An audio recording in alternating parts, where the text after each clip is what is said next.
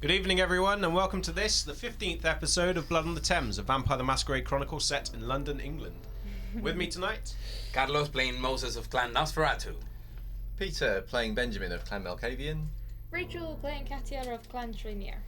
Philip playing Jim Roy Woods of Clan Gangrel. just as a disclaimer, guys, one of our cameras is being a tiny bit iffy, temperamental today. It shouldn't have too many problems, but if it does cut out, it will be turned straight back on, so just bear with us on that. Leaping straight back into the recap for episode 14. Okay, so when they were in the tunnels under Reading, the coterie have an encounter with a Nosferatu with a penchant for cameras and taking body parts.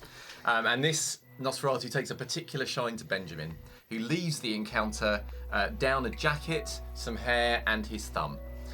In exchange, he gets a photograph of the alleged Sabbat Nosferatu, and also some less clear images of the monster from his vision.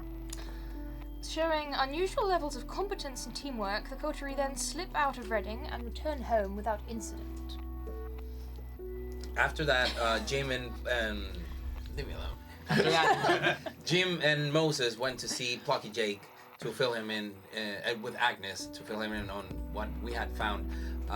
We consulted with him, and it was decided that we should talk to Constable Jacqueline.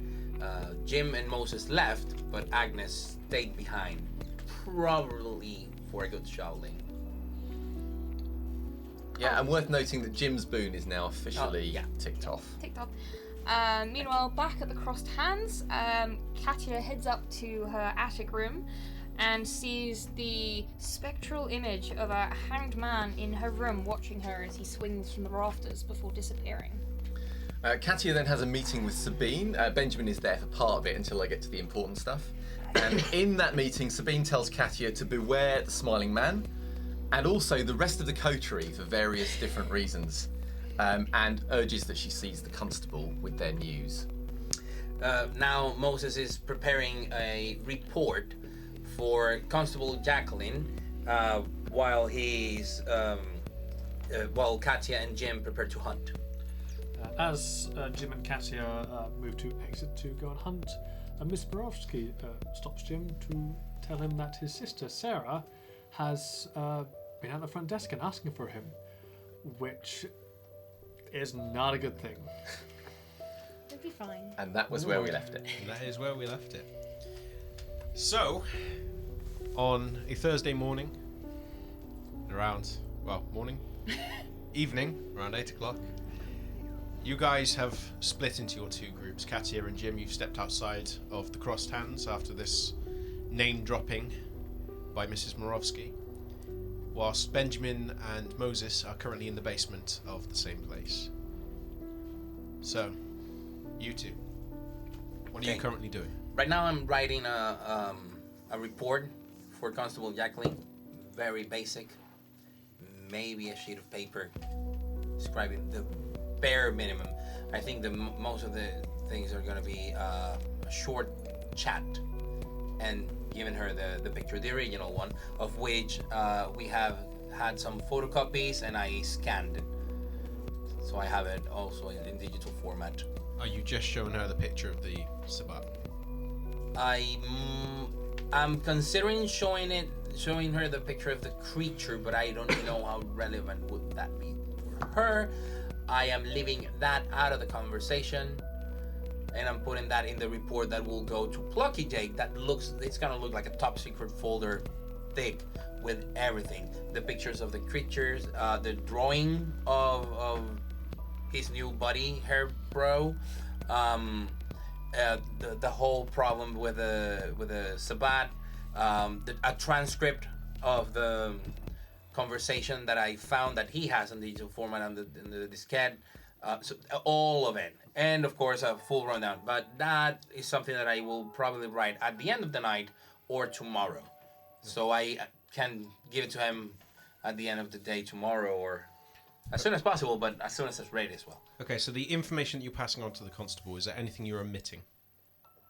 Regarding the Sabbat, no. About any of it? Just... My story starts with me in the tunnels between Reading and in London on a matter of a boon. So I was there on my own business when I found these creatures. I actually mentioned Foggy and what they did to him. And then after we were found, on the way out, I tell her about those cameras, and those cameras were set by another Nosferatu who could not speak because of his deformed tongue. But he agreed to give us this picture. Okay. Do you mention that you were with your coterie or just by yourself? I do not mention it in the report. Okay. If she asks a direct question, I will determine at the time. But nothing in the report, because everything it's more of like a very general description. I want to keep this a page long or less. Because I know she's a woman of few words, and so I will give her that and a picture and explain things as detailed as she wants them explained. Okay. So I'm just gonna keep it short. Also, I'm gonna be inconveniencing her at church, so I might take the opportunity, pray myself for a little bit, and then leave. So Benjamin's taken a sketch of the Sabat photograph, which I think he did kind of whilst we were... Yeah. And after that, he actually doesn't have much to do, so I think he's going to sort of nervously ask Moses things, Okay. which I can happy to do. Yeah. So I'll... you know that with the prince, there's an etiquette about how you look at him and behave. What's the etiquette with the constable? Because I feel that I really want to get that etiquette correct. Because the little I've seen of her tells me that it would be a big mistake to get it wrong. So how do you approach and talk with the constable? There is no formal etiquette for her. I would believe do not stare her do not stare in her eyes in a defiant manner, because she will see it as a challenge. There's no fear of that. I won't be doing that. No. So no obviously no defiance and anything else? If you're in the way, get out of the way. Right. And if she talks to you, reply. Yes. Oh well, no. I mean, yes. Of course. All right. Good. I don't think she's the type of person that's bothered immensely by protocol. All right. I'll just make sure. Very pragmatic. So Yes. Fine. Okay. keep it simple. I will do that. Few words though. Few words. Yes. Very few. All right. So, and I take a glance at the pictures of the creature. Okay. So, do you really think that there was a creature like that? Yes. Oh yes. And I'm very glad. I mean, I saw what it could do, and I'm very glad it didn't actually do it to you, because it was awful. I mean, I can still see it now, to be honest. When I think about it, I mean, I could paint it. That's how easy it is for me to see it. I mean, it's. No, and well, surely you can see from the pictures. It's real. I mean, it may just be a Nosferatu that is very old and feral, but whatever it is, I mean, like I say, it put a hand through Jim, and when Jim attacked it with those big claws that he has, it didn't really seem to care, and I thought anything would care about that because they look very vicious. But I suppose, well. And in this vision of yours, what did I do? Well, you were by the wall, so you were one of the furthest away.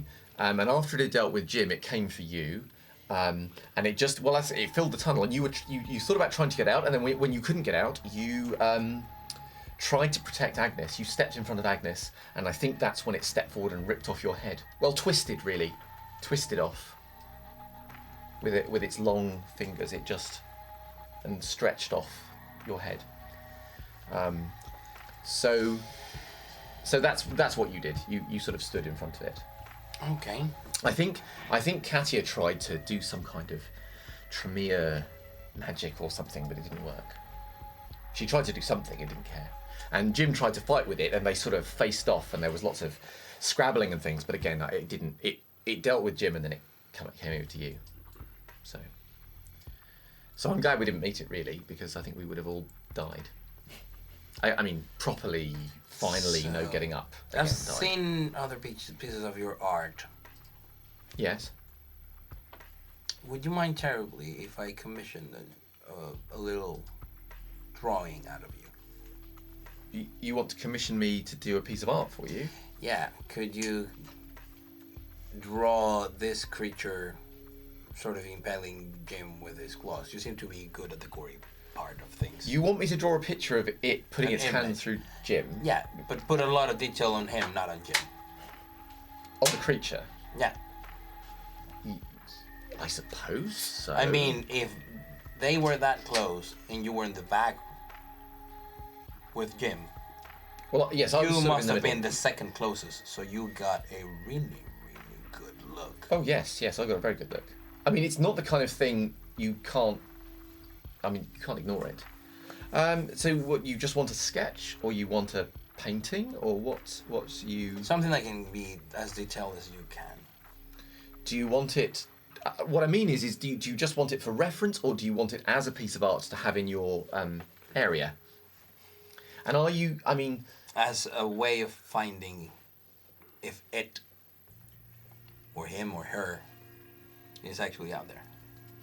Well, all right. Yes, of course. I mean, I can run it through the Shrek net and all that. Yes. The gory part is just for your pleasure. I mean, you seem to enjoy it. What are you trying to imply? I don't enjoy suffering, and I certainly don't have any reason to enjoy Jim's suffering. Okay, so... Is this one of your jokes? Because like many of them, I feel it's in slightly poor taste. That's what I'm saying. But I'll do your sketch if you want. I have just done a sketch of the creature. I mean, you could just photocopy that if you want. Yeah, in the meantime, that'll do. I'll Can you help proofread this and check if it's short, concise, and enough for the Constable? Of course, yes, if you want. Yeah, it's not bad. I mean, there's a few bits and pieces where if you really wanted to nitpick, you'd be like, I'd phrase this better, but it's not bad. I said, that seems fine to me. There's a few Americanisms in the spelling and stuff, but you know. I'll wince inside, but I won't correct him. Yeah. The organize with a Z is gonna kill you. As long as he hasn't called her Sheriff Jacqueline, it's fine.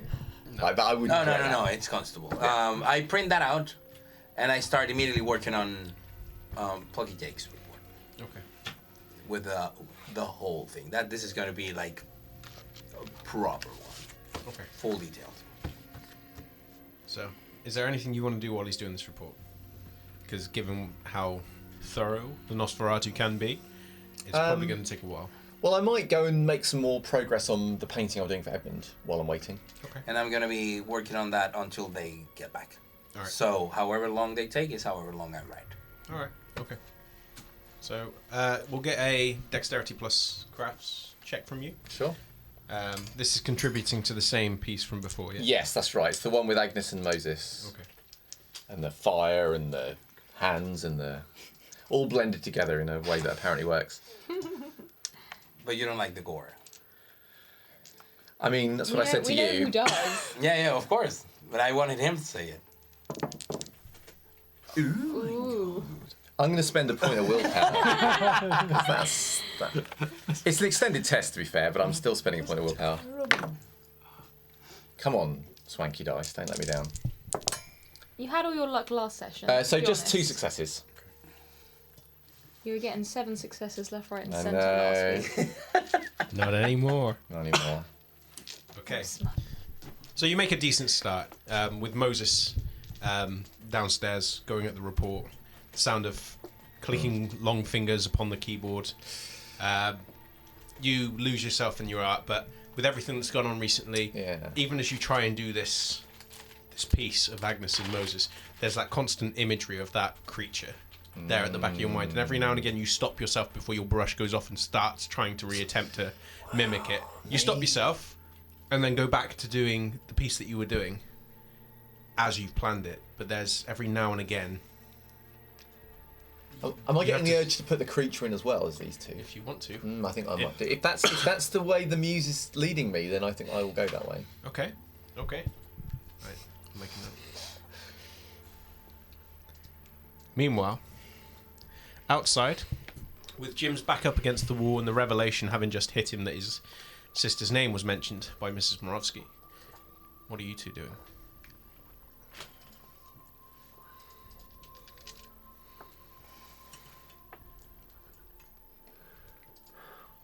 Fuck. Think of it this way. There's nothing you can do right now. The best thing you can do for her is to make sure you have full control of all of your faculties. And then we have to take this. You know how important this is for all of our safety. Then we must deal with the constable, and then, with any luck, we'll have some freedom to deal with our own issues. This, my sister presents a masquerade breach with this. Fuck. Shit. I mean, that's bad. But the other thing is probably worse, for now. And regardless of which we were to address first, we have to go and deal with the current situation. I'm aware that Look, it might make things quicker if we work together here, because I don't know how you're feeling, but my own methods aren't going to be very successful this evening in this state, but I might be able to help you, and you might be able to help me. both need to feed quickly. So, to the back streets. I guess. Okay. At least if anything goes wrong, I can... Blame me? Well, I was going to say I can fix things, so no. But Point. depends. If it's your fault, then of course I'll blame you. You look hungrier than I feel. Let's go. So, guys, what's your approach to trying to feed? Katia, you are painfully aware of how hungry you are. At this point, your preferred method, whilst you are in control enough to consider it, that's not what Nope. the feeling inside is telling you to do. That stomach tightening, painful pulse in your gut every time someone passes you, every time your eyes flicker towards someone, or your nose twitches, or your ears turn instinctively towards sounds of movement. And you recognize this, Jim. Having, learned under Alicia, this is predatory behavior, and you're not used to seeing it from Katia, but she is doing it a lot. Not to the degree where you're afraid she's just going to flip the next person that comes around the corner, but she is at this moment exhibiting more animalistic behaviors than you're used to seeing in her. I'm just going to try and guide towards back alley and see which unlucky soul comes through first. Okay. How close are you doing this to your haven? Within the domain. Within the domain? Within the domain, yes. Okay, so your approach is to just grab someone that comes through? Yeah. We need quick. We can't. Are you going with that plan? I think she is. Yeah, she's deferring to Jim for this kind of hunt because this is his ball game. Okay. We'll say. But she'll help if she can. Okay. If Jim's doing the grabbing, Sorry. it'll be strength plus brawl. With grappling? Yep, and you'll get a +1 from Katia as well. How's it go? I mean, in your current state, your sense of kind of I'm not sure what I'm doing isn't really going to kick in. Yeah. The moment there's an opening, you'll. Nice big dice roll. Yeah, this is why I got used to it. That's cocked.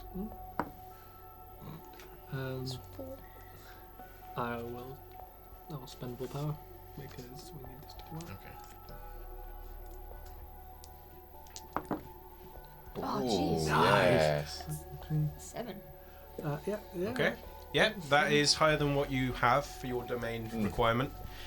Despite the fact that this area is quite heavily laden in foot traffic, and there's lots of people going back and forth, both out to eat or just visiting, it's easy enough for you to pick your moments.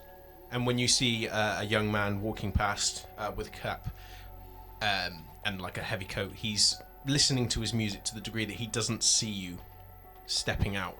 And the moment that you see any potential witnesses turn a corner, you reach out, grab him by the scruff of the neck, and haul him back with such force he's taken off of his feet. And the moment his ass hits the alleyway pavement, Katia is on him. Unless you make a willpower roll. So is this to stop myself from straight up frenzying? No, if you want to stop yourself from throwing at him the moment he's on the ground. No, I think she will. I think she is very, very hungry and has been holding it back for a long time. Okay, because if the intention was for Jim to feed first, that was the main thing. It's seen that she looks hungrier than if he feels like. You look like first. In that case, how much are you planning on taking? She would plan and take 2, which is kind of a little bit selfish, but she kind of needs to. Okay, willpower roll, please. Okay. And that is at a tasty 5 right now. And that's willpower. Just remind me because it's been a while. Doesn't include hunger dice, Doesn't does include, it?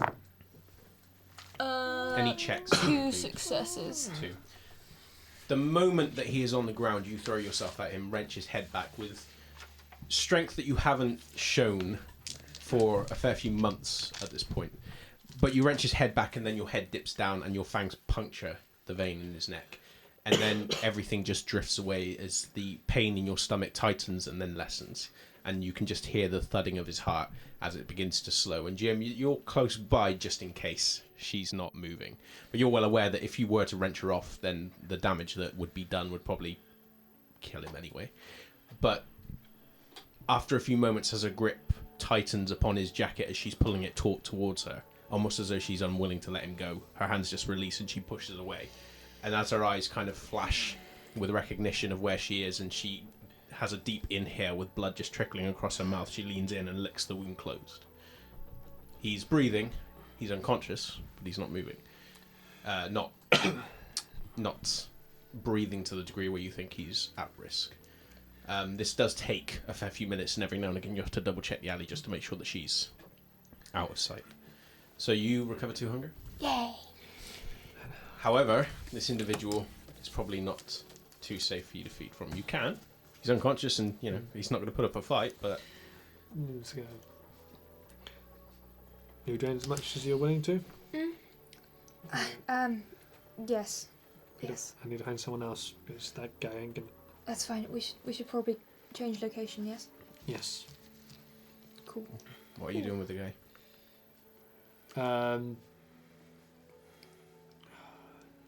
Well, if he's all kind of healed and just kind of passed out.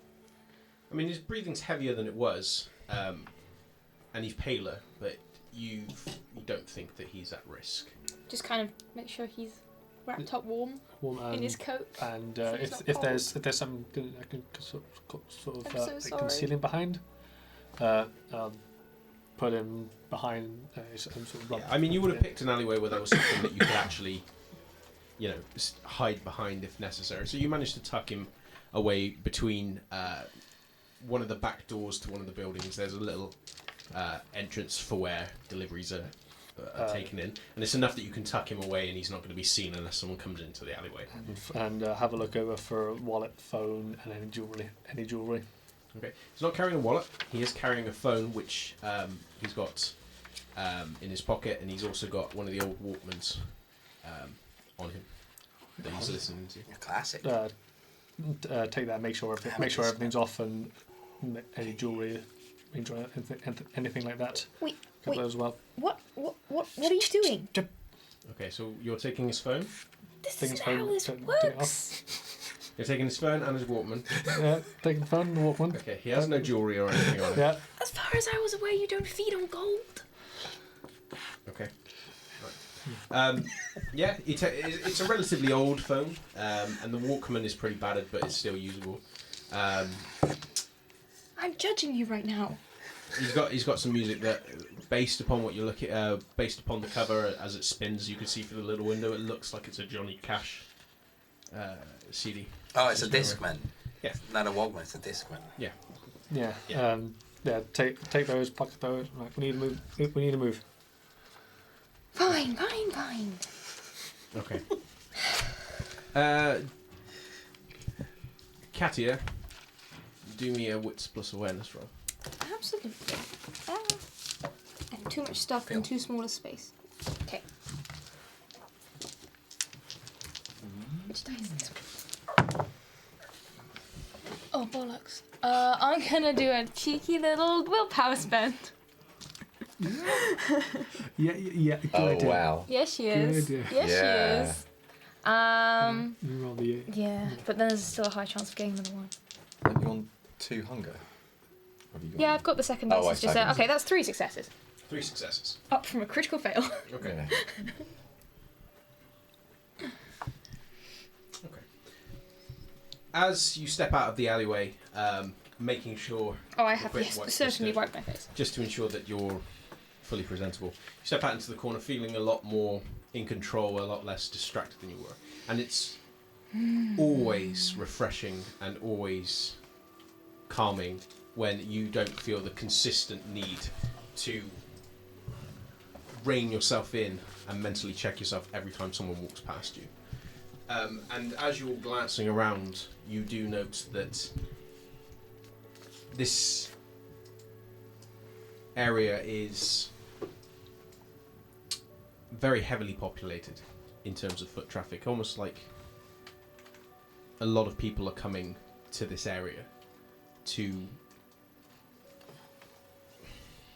It's not normally this populated with how people come back and forth. The shops down this area aren't open for much longer, or they're shut. But they don't seem to be heading in a uniform direction. It's just that it's almost like there's a lot of movement coming What's back the and forth. date again? The date is the 7th.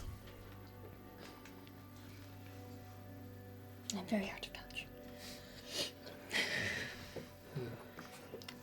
Right, you know another good place? We'll do another alley which I'll have checked out. Okay, away from this area. Away from this. Still in the domain, Trying though. to be still in the domain, yeah. Okay, so same approach. Same approach. Okay, Oh, and steal this one. right. As long as you don't steal their fucking stuff. Make a sin check. There's one's cocked.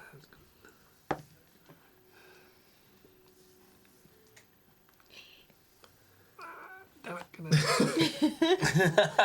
I... Not even You're willpower. nearly there. Nearly there. God damn it. That's 4 successes. Was it?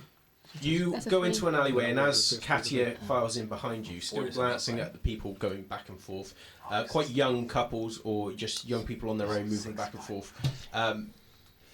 There are like a few band T-shirts that you spot, Katia, as you're going past, and this kind of takes your attention enough that you're not really watching as Jim's waiting for this opening. And every time he spies somebody coming past, one of these individuals that you're kind of noting is dressed up, and you're starting to suspect there's probably a band or something similar in the area which is drawing people around.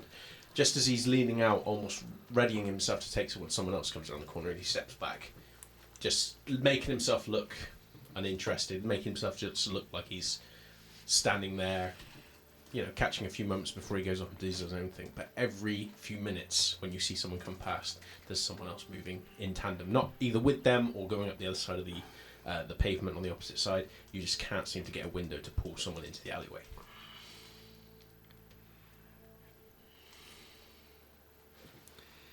This isn't working.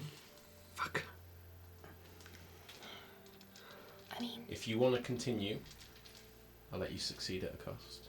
it's not the end of the world if one person sees. I can deal with that. What would the cost be?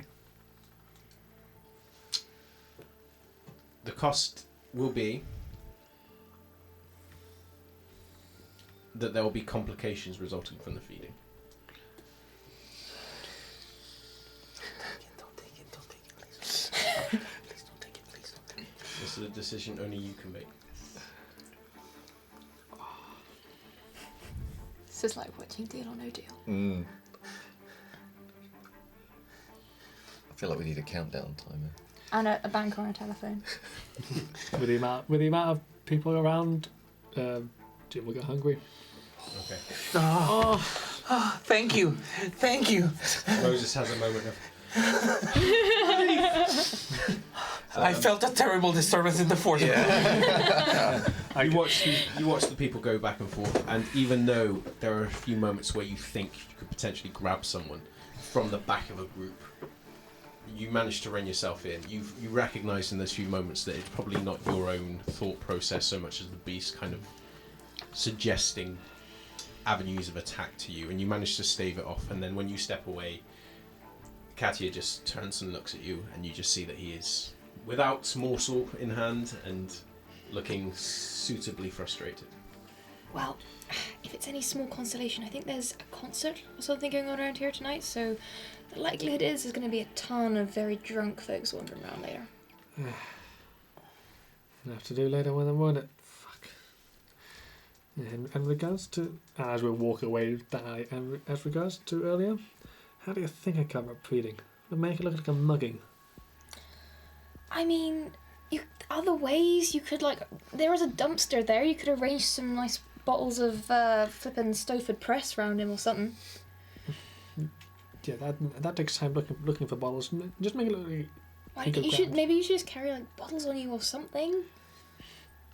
I mean, it's bad enough. In a fight, being tossed around, bottles smashing, landing on broken glass, no thank you.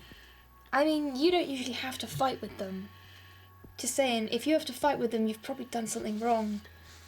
Yeah, I'm sorry, I know I'm not helping. Should we just go get Moses? Mm-hmm. And then later, I'm definitely going to need your help dealing with Sarah, but I do not want the others to know. That's fine. I won't tell them, don't worry. I believe it, I'm not quite as cold as I look. I do understand what you're going through. Well, to give you an inclination, she's supposed to think I'm dead. Yeah. I thought about trying that avenue before. Didn't work. Anyway. Should have worked. Fucking damn it. I mean, well, if Benjamin's vision had been correct, then it would have worked. Let's just get back for now. Right. With the disgruntled Jim in tow, you make your way back towards the crossstands. This is an area that is not heavily populated with foot traffic. It's off towards the eastern area of your domain.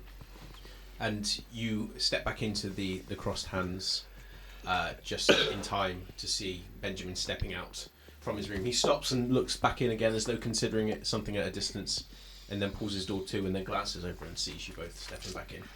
As we step in, is Miss Morrissey at the desk? Miss Morosky's still there, but she's just going through the ledger, going through files. I get quietly get it and go. Do you reckon you can? Do you reckon you can get information with Miss Morrissey about what time Sarah arrived? So I just want to make sure it is definitely her before we go. I mean, doesn't that make it look more suspicious? Why don't you just look through her ledger when she's not here? Yeah. Idea. So all done? For now. Good. Right. Well, we should. No disasters. Good. Well, that's good. Very good. Yes. Are we going to collect Moses? Yes. Let's get him and he's been very busy. I'm sure he'll be ready by now. At this time, you're about 9 o'clock. So you've managed to make a pretty sizable. You could probably go into even more detail if you wanted to be meticulous about your report, but it's thorough enough. For an hour. Okay, I'll leave it there as a first draft. When I come back, I'll just reread it, go through it, and if I can finish it tonight, I will deliver it tonight. Okay. But right now I have more pressing matters. I actually change the baseball cap for a beanie, which is easier to wear under the motorcycle helmet. And I just grab my helmet. Let's go. Grab the photo and the piece of thingy.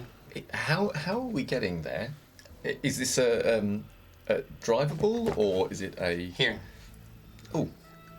We're going to church. Come.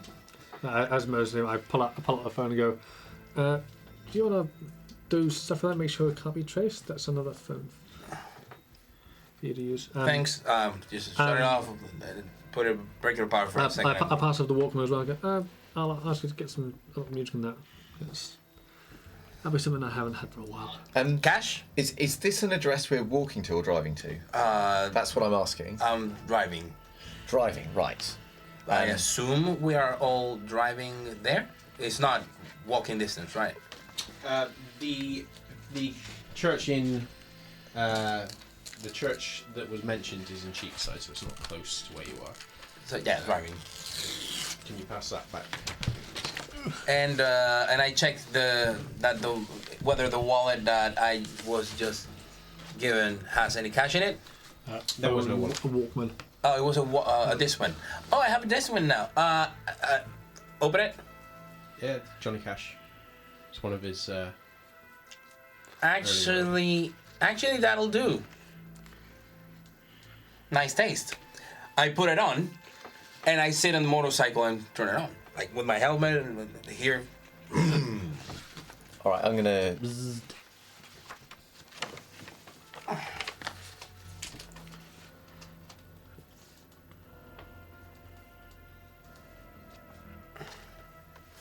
I'll text you.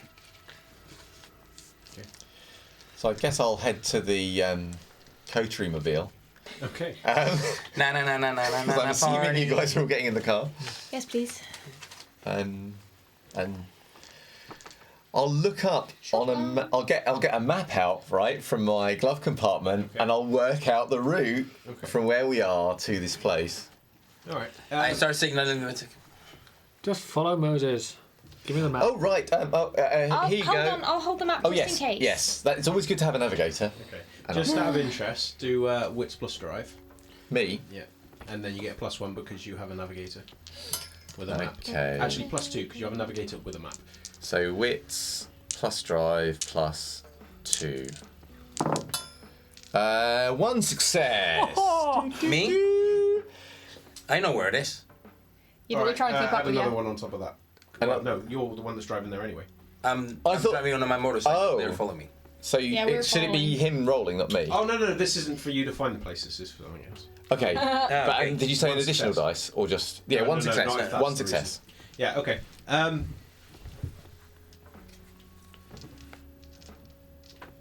Okay.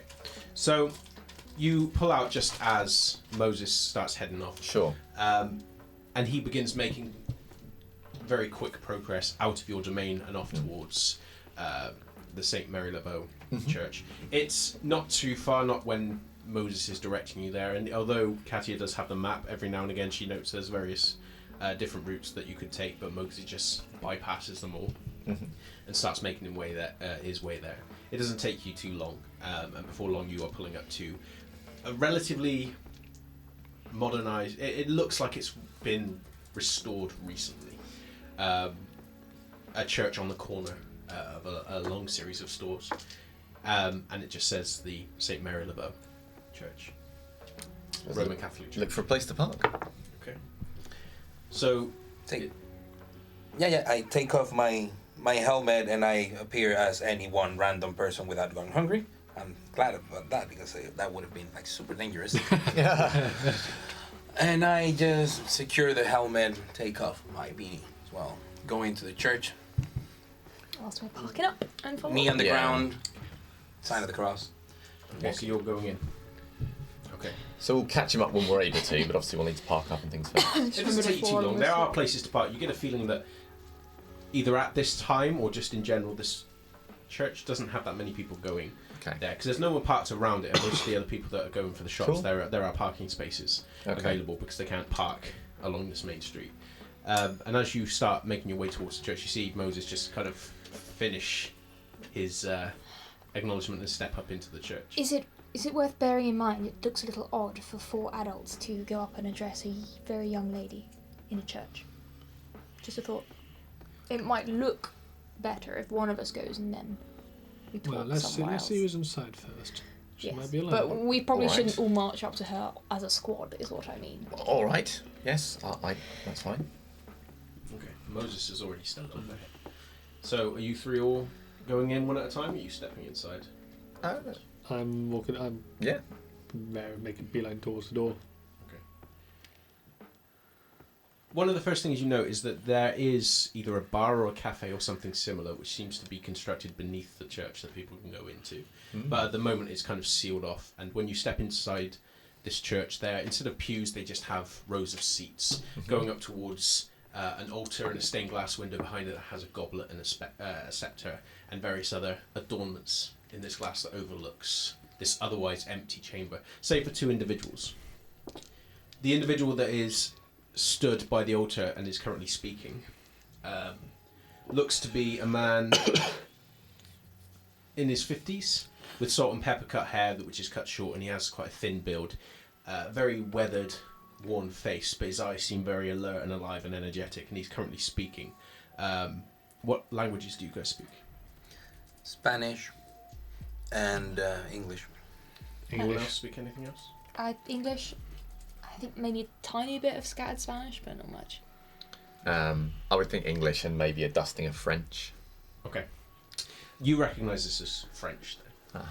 And he's speaking quite fluently and at length, but he's speaking softly, almost in reverence, and he's just gesturing very slightly with his hands. And the individual that's currently on her knees in front of him, you recognise to be the constable.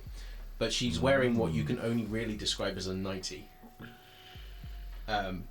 She does have trousers on underneath it, but the actual top stretches quite down towards her knees. But she's just kneeling.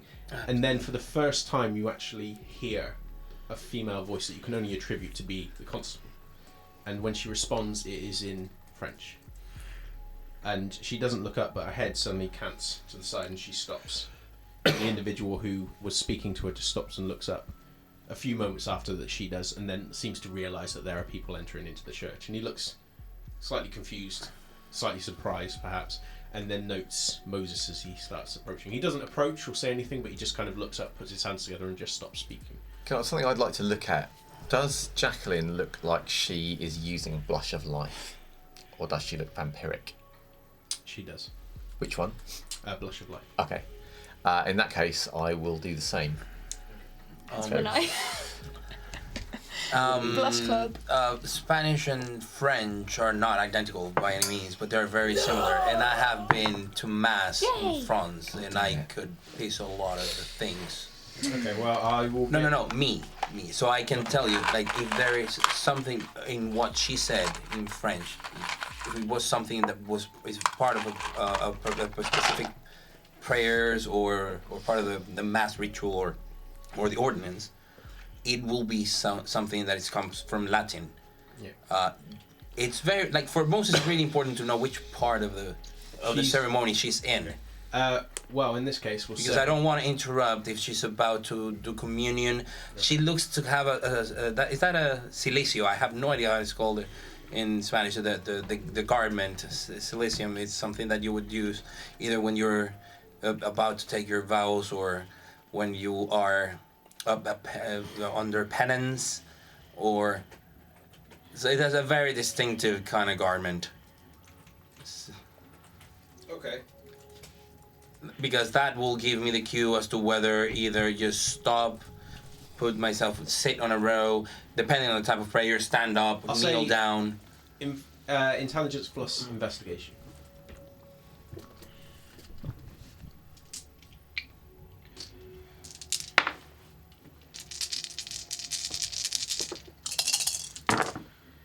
That is 3 successes. 3 successes. What she is saying is, whilst there are quite old form French being spoken, at no point is she saying anything that you could catch as being some sort of religious verse. She seems to be more in conversation with him.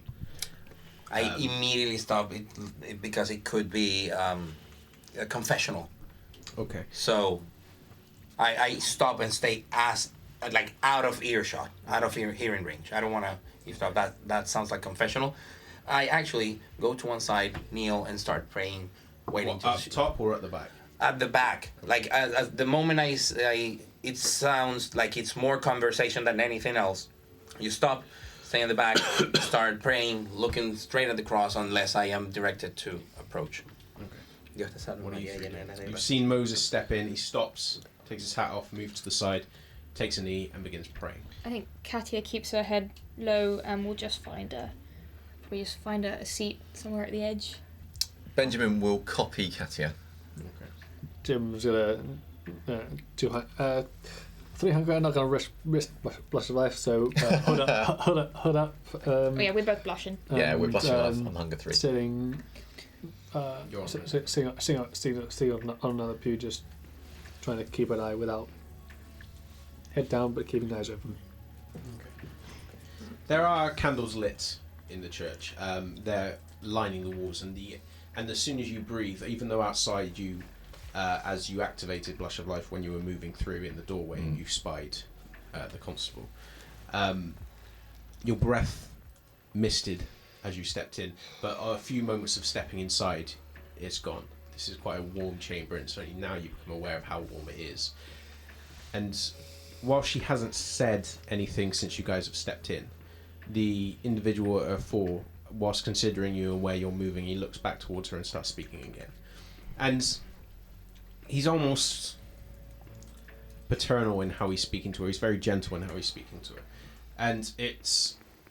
every time you see her, it's quite remarkable just how young this woman looks. And whilst the cut of her hair and the paleness of her skin, even now with Blush of Life active, she's looks so young, and yet she still fills the room, even so far back as you are, with a presence that is quite unnerving. And you feel even more unnerved, even though you've had enough experiences between you in churches to know that, you know, there's probably not a lot of stock in the idea that, you know, faith repels, or that there's any truth to it, because in your experience, well, maybe not Moses' experience, in your experience, you know, you've never been repelled by a cross or something similar. Not that Benjamin's probably actually had that experience or tried, but it's weird that now that you're in here, there is almost like a pressure or a reverence here that you're uncomfortable with. It's like you're very suddenly aware that you should not be here. And after a few moments, the only sound that fills the chamber when the priest stops speaking is zzz. Same message. Same message. Did you send a reply? I already sent one reply. Which? Oh, I thought you said you were going to give me a note for it. No. It was. Oh, that you. I'll text you later. Okay. Not I'll give you something. Oh, No. I thought that you were going to text me later. The reply. I was already in the motorcycle with Johnny Cash in my ears. Is don't text and drive. I'll text you later. Okay. Especially if you're doing a motorcycle. Yeah. In that case, there is no buzzing. But there is silence, and then the individual just looks again at you all.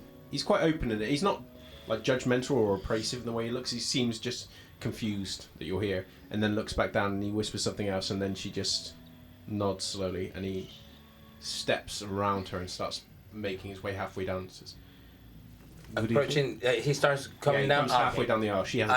I finish. Stand up. Good evening. I'm sorry to interrupt. Oh no, that's okay. We were just speaking. Blessings, Father. Blessings. Yeah, they bless you. Like He offers his hand to you. Okay. Father Jeremiah Fitzgerald. Moses. Moses. I like the name. Yeah. And your companions? They're friends of mine. We drove together here, but if it's not whenever you're ready, we would like to speak to Jacqueline. To who? Oh, yes, all of you? No, just me. Oh, okay. Wait a second.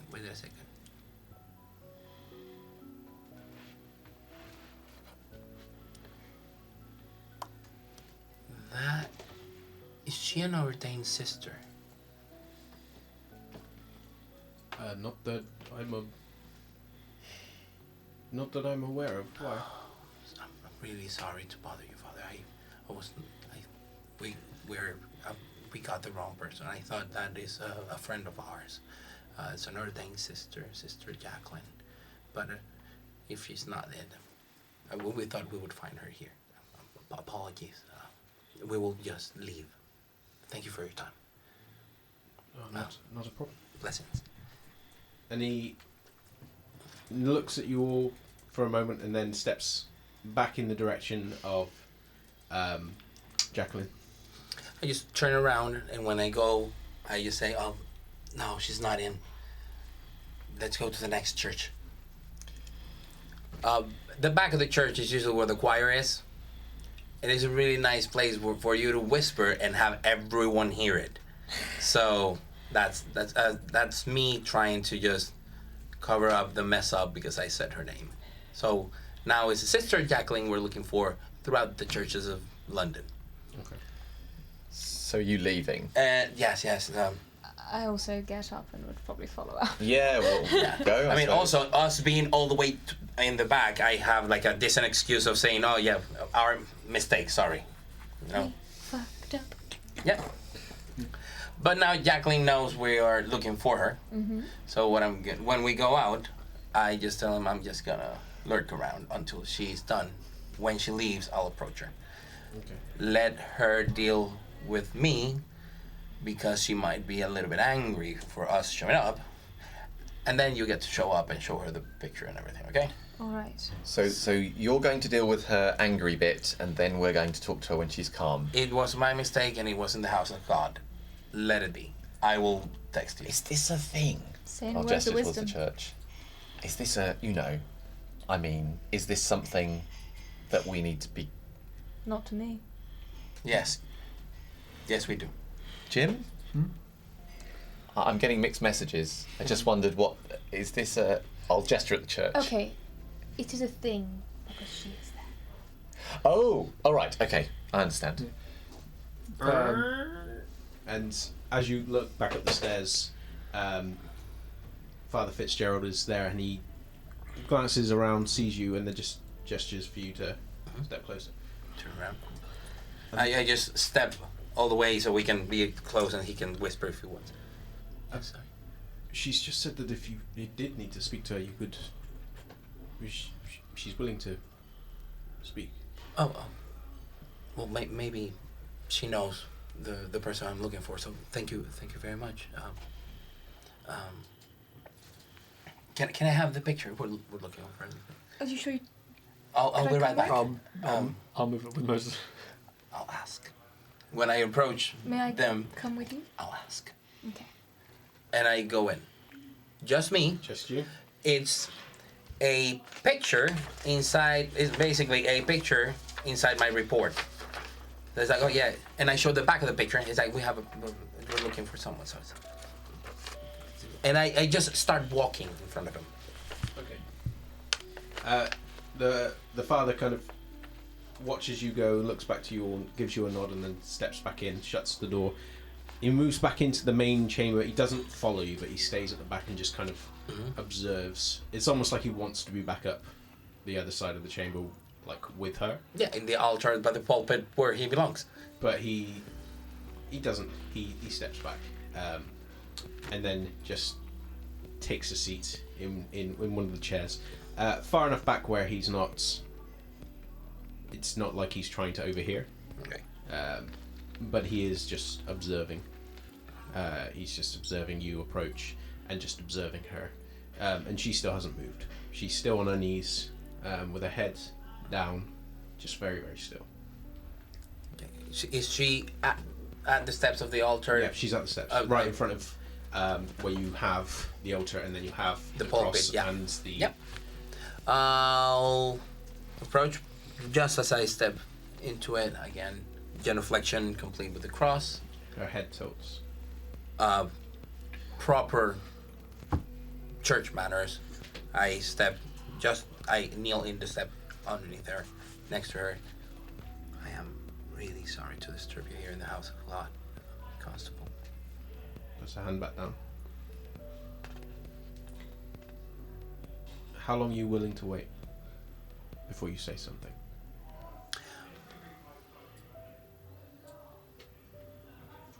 Like an hour and a half. Which is probably how long it will take me to pray like a full credo or something like that. Like 50 iteration. Actually, I take out my mom's rosary and start counting bit by bit. Because there's so many. So hang on, has he been just gone for quite a while? Is that what's going to happen? We will wait in the car. So sorry, is that right? It's like the minutes start to pass. Yeah. Minutes I'll start to pass. say, do you think she's very angry? If she is, we're better off out here. Yes, I agree. My hands on the door. Do you think... If you need to go out and hunt, you can. But you will As need the to... door to the church. Yeah. I'm gonna quietly step aside. Okay. I am so not stepping inside that Neither church. am I. Okay. 10 minutes passed. Then 20. Okay, hang on a minute. So we get to 20 minutes. No, I'm going in. No, I'm kidding. When it gets to 20 minutes, I'll say to Katia, how long do you think this is going to take? Because I do have some other things I'd like to do this evening. How much background knowledge would I have on... I mean, I don't imagine I'd have a lot on these kind of ceremonies, but then one half of my family is similarly devout, so... I mean, unless the father is giving a full service, it shouldn't take this long. Normal But then the services. report that Moses had for her should also probably not take this long, unless she is grilling him severely. But then in your experience, aside from the few months ago where you heard her conversing very, very briefly, you've never heard her speak. And she doesn't seem like someone that is going to, at length, start. So it's odd. Well, I think I'll give them 10 more minutes, and then I might go away and come back. I mean, I'm not just going to stand out on these steps all night. It's Well, ridiculous. no, that's why I suggested we wait in the car. It's not I've- far, we can see the door. I've stepped in and slipped back on probably one of the rearmost pews. Okay. The moment the door opens, the father turns and looks at you, sees it's you, and then just slowly turns back and starts observing again. You can see at the very far end, Moses is now a step behind the constable, and neither one of them is speaking. Moses is counting beads, and the constable has not moved from where you first saw her. My sit and watch. How long did it take us to get here, roughly? You're probably looking at about 20 minutes, 30 minutes Okay. with the traffic that was on. I'm going to... So you are almost at 2300 at this All right, I'm going to say to Katia, I'm going to come back in a little bit. Right, I'm going to wait here. All right. If anything changes, can you let me know? If you... I will. Or you need picking up.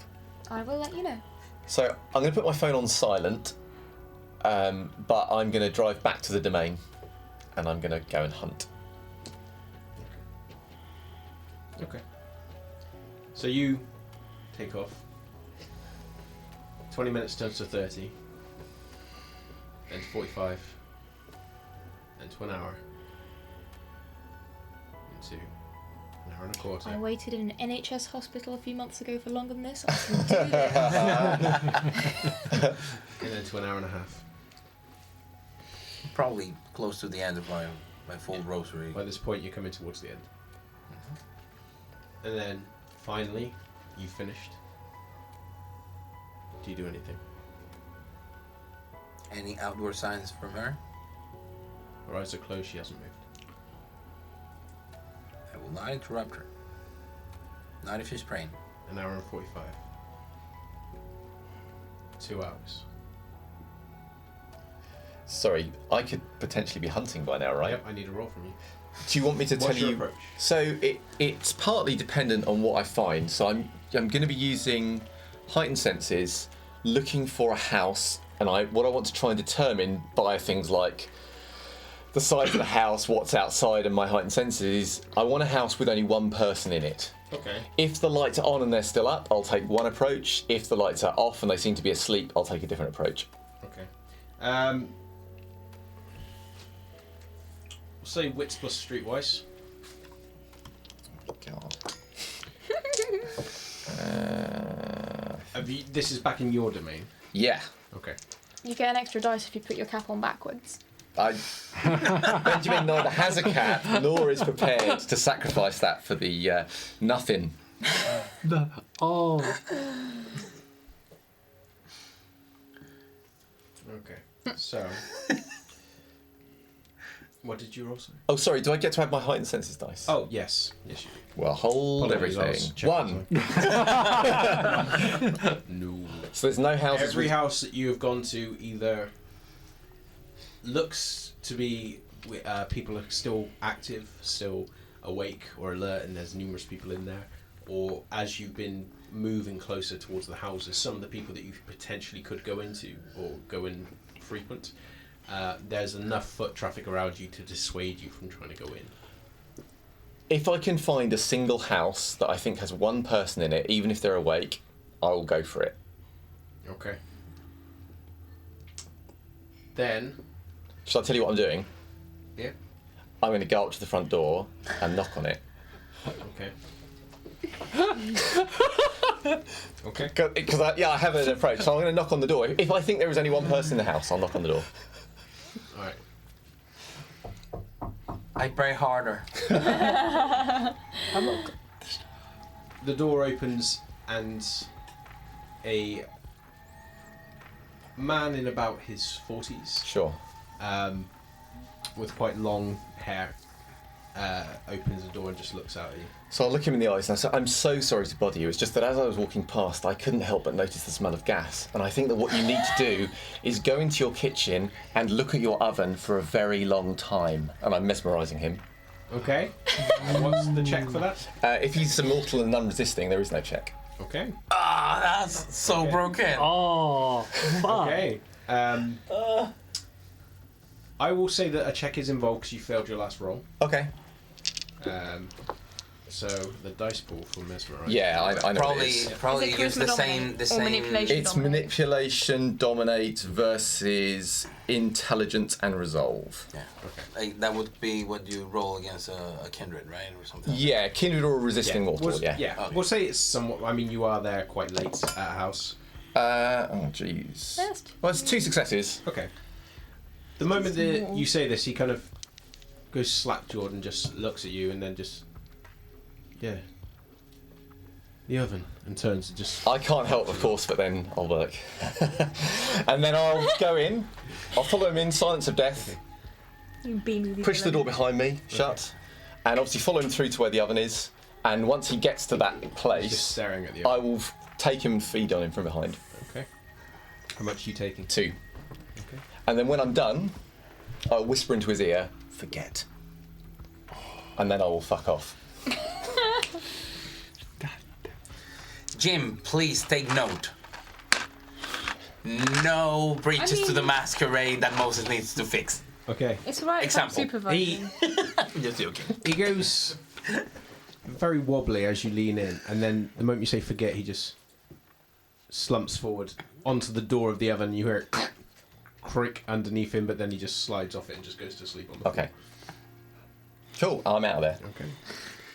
So are you heading back towards? Yeah, I head back. I'll check my phone's been on silent, but when I've left the house, I'll check to see if Katia's. I'll take it off silent, and then I'll start driving back. Has Katia left messages? Nope, she's just chilling, listening to some music. Okay. So you head back towards the church about the time that it gets to. Let me know midnight. Let me know when it's midnight. Misa de gallo. Midnight mass. At that point, the priest is gonna stand up and walk over to us, and that'll be my cue to say it is very important. But that is like that'll be an interruption that does not come from me. Okay. So after about 2 hours, Has the priest moved at all during this time? no, he's maintained a respectful distance. He's been watching this for quite a while, and every now and again he just bows his head and seems to go into his own series of prayers, again in French, and then he'll just look up again and just observe the scene. And then, satisfied that neither one of them's moved, he goes back into it. He seems to have largely forgotten that you're there. And then after 2 hours, she just opens her eyes and then counts her head very slowly in your direction. And then bows her head and then gets up. And the moment she gets up, the priest is back on his Like feet. I finish my prayers and just stand up and fall back. For someone that is not much shorter than you, but shorter than you, she kind of turns and glances at you and you immediately feel the urge almost to take a step back. You resist it, but she moves past you towards the priest, and he begins speaking again to her in French, and then he holds out a hand towards her, and she just takes it, and then she lifts it to her mouth and kisses it, and then releases it, and then inclines her head, and then he says something again, glances over to you, offers a smile, and then he steps back up towards the altar, and then out through the door. And then she stops. Wait a second, he was a bishop? Yeah, did he have a massive No. ring? Oh, He looked phew, like a father. phew. Okay, cool. No. Just look. Moses normal would have priest. felt really bad with himself. No. If he had he looked failed like a to kiss priest. the ring. What? He just looked like a priest. Okay, cool. As I note him going, I'll text some message to Katia and Ben. Priest left. Okay. So with this long white robe, she has jeans underneath it, and she has her boots.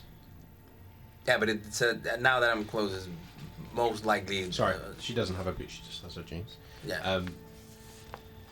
And barefooted, she moves back towards the seats further along, and then sits herself about midway.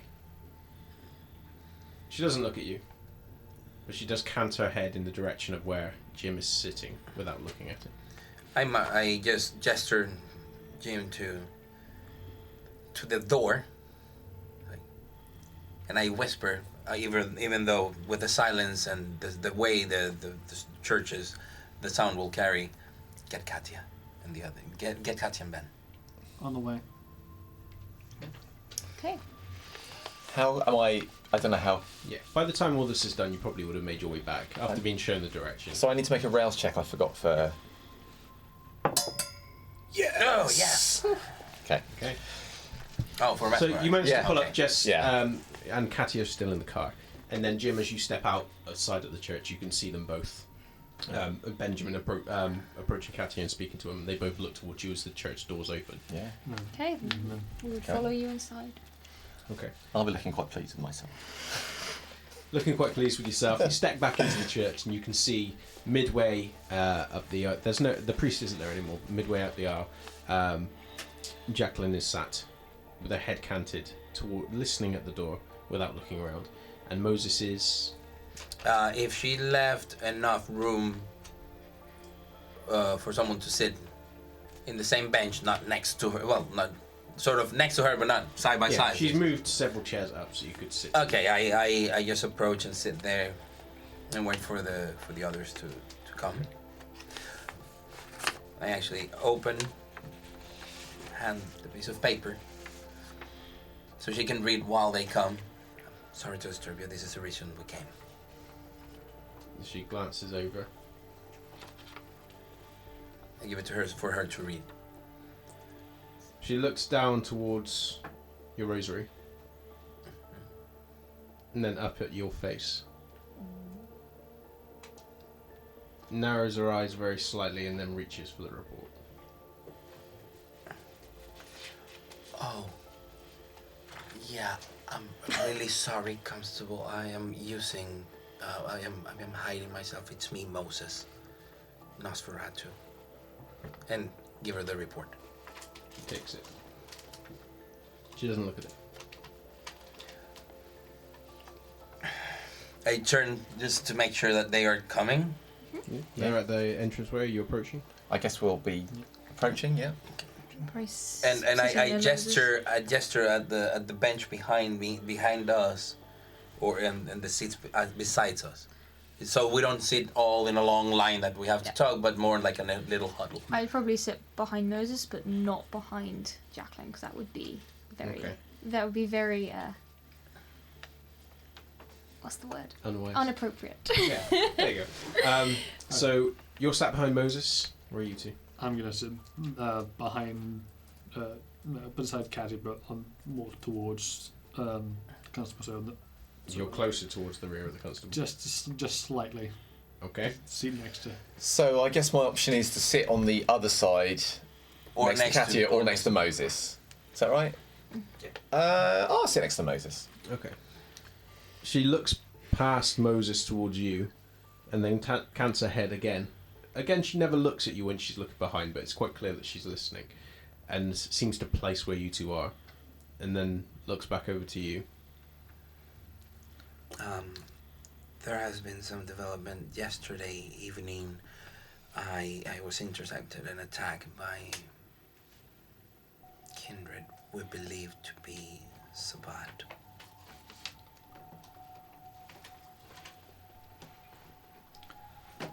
I wouldn't be here otherwise. I'm really sorry for disturbing your prayers. And I say it with the rosary in my hand, so she knows I mean it. She says, in French, which you pick up. Where? I'll pick it up. Not that easy. There are some tunnels under, like sewers and underground passages between Reading and London. Mostly sewer systems, undergrounds, and things like that. I was there on a matter of a boon. And when I was done and getting out, I was intercepted by 3 Nosferatus. These 3. She takes the picture and just looks at it. What struck me as odd was not only that they asked who I was and what was I doing, but that they referred to me as a K-Knight, which sort of struck me as odd. For it is something that I maybe have heard when I was in the States. So when I had a chance to converse with Katia, she clarified why it was odd sounding, and as we call ourselves kindred, they called themselves K-Knight. It could have been a ruse to make me think they were so bad, but I too doubt it. They killed my famulus just because it was there.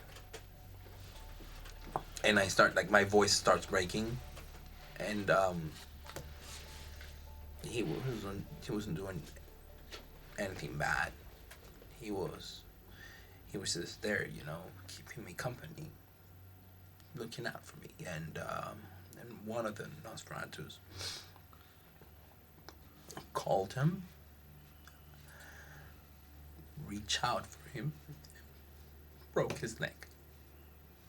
So I shouldn't have, but I broke the beast. Then I take over, and I was immediately overpowered by the 3 of them and staked. I was found later on by my friends here.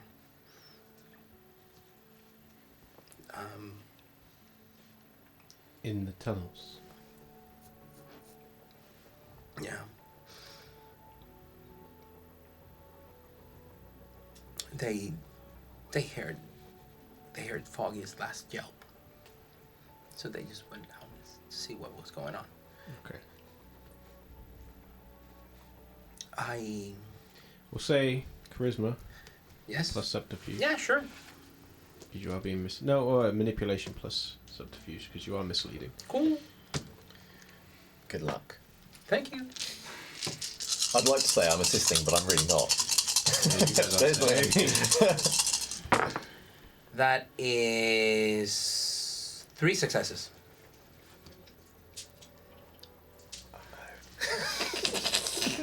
How many? 3. 3. Okay. That sounds like a critical success on his behalf. She stares at you for a while. There is something that I cannot piece my mind around it. They staked me and left me there. So that's why they found me. They just staked me and left me there, next to Foggy's body. They didn't do anything else.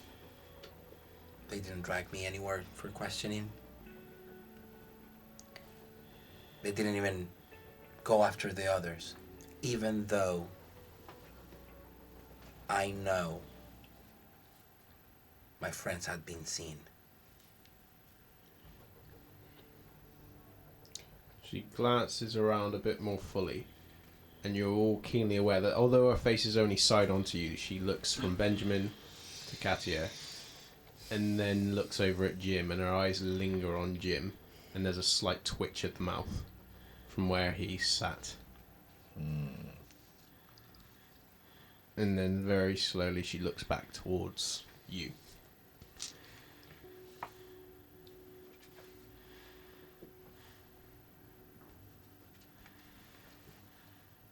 I have mentioned this only to my primogen. Her lip coils. Since the matter of the boon, the reason I was outside London and into these tunnels, he needed to know that the boon had been carried out. And because I didn't know what to do, so he suggested that we would come here and speak to you directly. I was looking for guidance. From me? Initially from Lucky Jake. But now I realize I've been looking in the wrong places. I should have come where my heart told me to come. Yes, from you. I am... It sounds silly, but I am stricken by grief and anger. He might have been an animal, a fox, but he was my friend. She said something then that you can't quite pick up on. Whereas before she seems to have been at least making a minor effort to speak slowly so you could pick it up. Now that she just says something more to herself than to you in French, and you're trying to pick it up. Even Benjamin, who has a little bit more spattering of French, struggles to pick it up. But she doesn't slow or say anything else. However, she does reach out a hand towards you. The hand I have with my rosary rubbed around. Okay, she grabs it.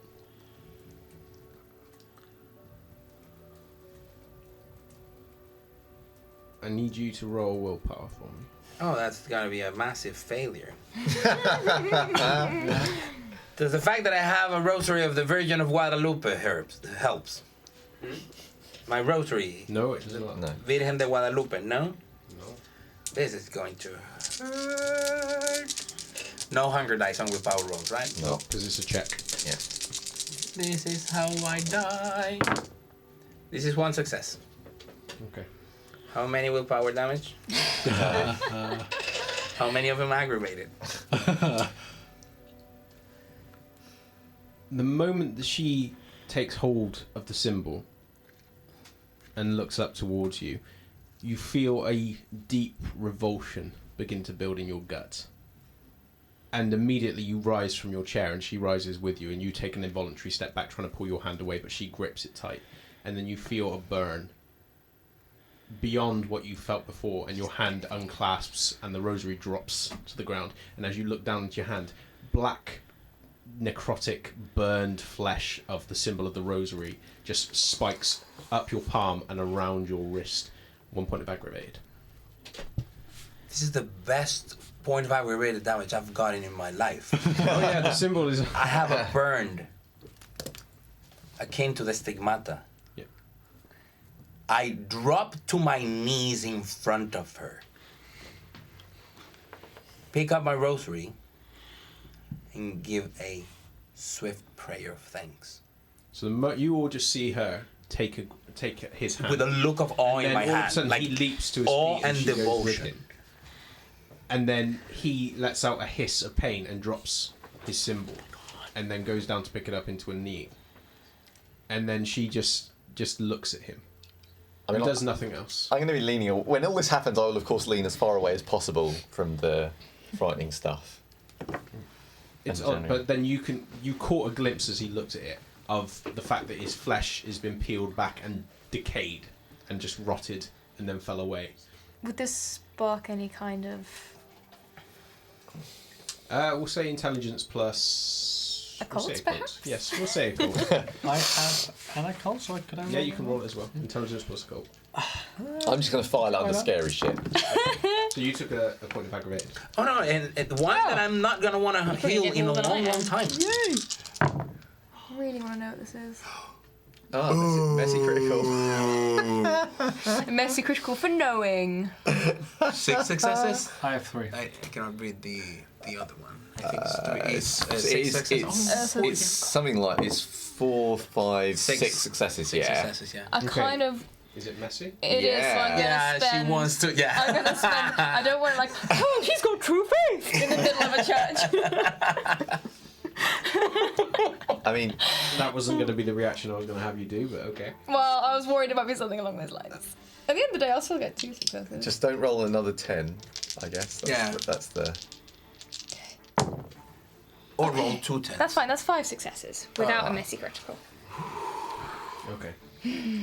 You've heard there was rumours, or some of the kindred have spoken it. The Tremere have scoffed at the idea, and certainly none of the Tremere that you've spoken to have had that experience with it.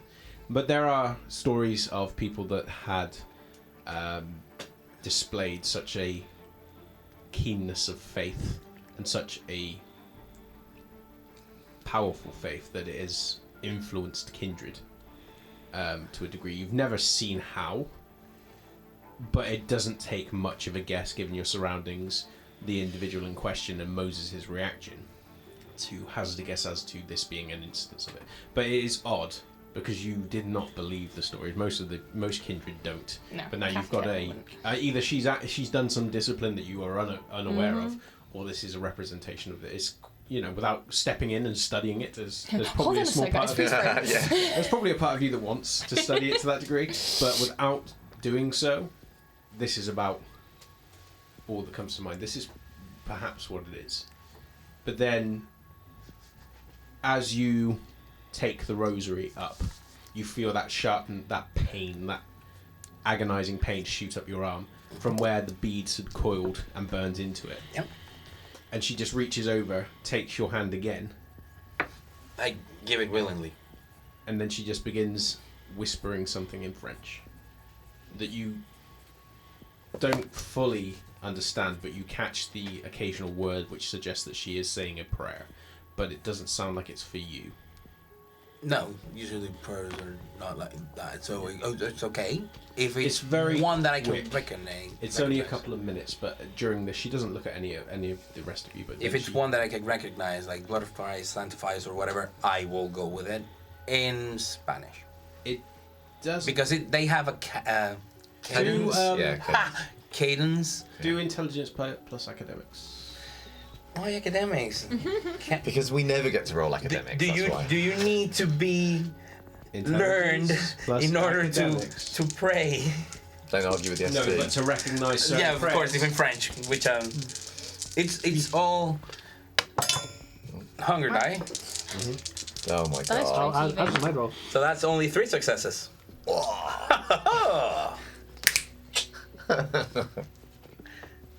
It sounds like a prayer for forgiveness. It sounds like the kind of prayer you say over someone who you are trying to forgive for some massive wrong that they have committed. And she says it to you, but seems to be saying it just loud enough that it seems to be for someone else within earshot. Okay, I know that prayer. Because it starts with you confessing your shortcomings to allow God to help you forgive those who have wronged you. So I go, por mi culpa, por mi gran culpa. Por eso con Santa María siempre. And the moment I you go start with that speaking, one. She she continues on her prayer, but her eyes kind of lift and consider you more fully as you're saying it, and the grip on your hands tightens, painfully so, but she doesn't release it, and it's more painful than it normally would be because of the burn in your palm. But you don't let go of the rosary, and she doesn't let go of you, and then finally when she's finished, she releases your hands slowly, touches you on the shoulder, and then turns away and finally looks at the report. Stand up. Thank you for your time. She doesn't acknowledge you, she's just reading. Are you guys doing anything else? No. I'm going to be reading what Moses is doing. Just in case, if he gets up and acts like it's protocol to leave, then as far as I'm concerned, that's what we do, because he, all kind of desire to kind of have influence aside, he knows what's going on in this place. This is not a house of any of the rest of us. Okay. What are you doing, Moses? She has the page report and the picture. Yeah, she's looking at the report. The picture, she's just flicks behind the paper and she's just studying the words. She's not just flying through it. She seems to be very, very slowly looking over it. Okay. And you're not sure whether or not it's just lack of familiarity with the written English or whether or not she's just being very thorough. You're not quite certain how old she is. Her appearance would perhaps suggest that she's a couple of centuries, but you know, it's hard to deduce. It's certainly hard to deduce anything when you're stood behind her and still in awe. I am a lamb has come to the flock. She's the guidance he's been looking for. Okay. So until she does anything other than that, I will stay there, waiting for guidance. If she leaves, I'll take it as a sign for me to leave. If she turns around and acknowledges me in any way, I am there, holding on to every movement and word. Okay. She goes over the report, and what should have taken a few minutes extends to a good 10-15 as she just very slowly looks over. You are all forgotten to her at this point. She's just going over this report very slowly, and only when she's finished does she slowly take out the picture and just stare at it. And then she folds the picture and then folds the paper, and then just clasps her in her hand, moves over towards the altar, begins speaking again in French, lowers her head, and then when she rises, she makes a sign of the cross, and then turns towards the door, towards the back door, and just starts making her way towards it. And the moment she goes for it, you hear it. I say the same prayer. This is the one when you are about to leave. Mm-hmm. And walk in front of them, so we go to the main door, which is the one that we're going to use. I turn around and tell you, turn around and bow. I will not ask them to do the whole thing, but at least to just show a little bit of respect. And I go down with my knee, and I also do the sign of the cross, genuflection completely. We leave. Okay. And you guys leaving as well? Mm-hmm. Yeah. Okay. Once we are out, once we're out, what I tell him is like, sorry it took too long. But as you could see, the constable takes her religion very seriously. You can tell by your hand. Which might mean that she is few centuries old. So, does this mean that we don't need to worry about it anymore now she's got the report and things? Oh, I think we still need to worry, Benjamin. Oh, do we? No, you do not need to worry. Oh, good. I have put myself. Well, To I her mean, orders not if about she the wants. social aspect, but about the actual content itself. I think it's still worth you worrying can about. you can worry about the sabbat. My reply only meant for Constable Oh, well. Jacqueline. So what? Katia Silver. So what now? For now, we should probably go home. Jim, did you want to hunt? I need to.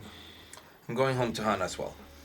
Then I suggest we all head back to Adam. Yeah, it's okay. I don't drop my mask of 1,000 faces. At least make easier when I get back to hunt. So you're heading back towards Crosstown. Yeah. Yeah, I guess so.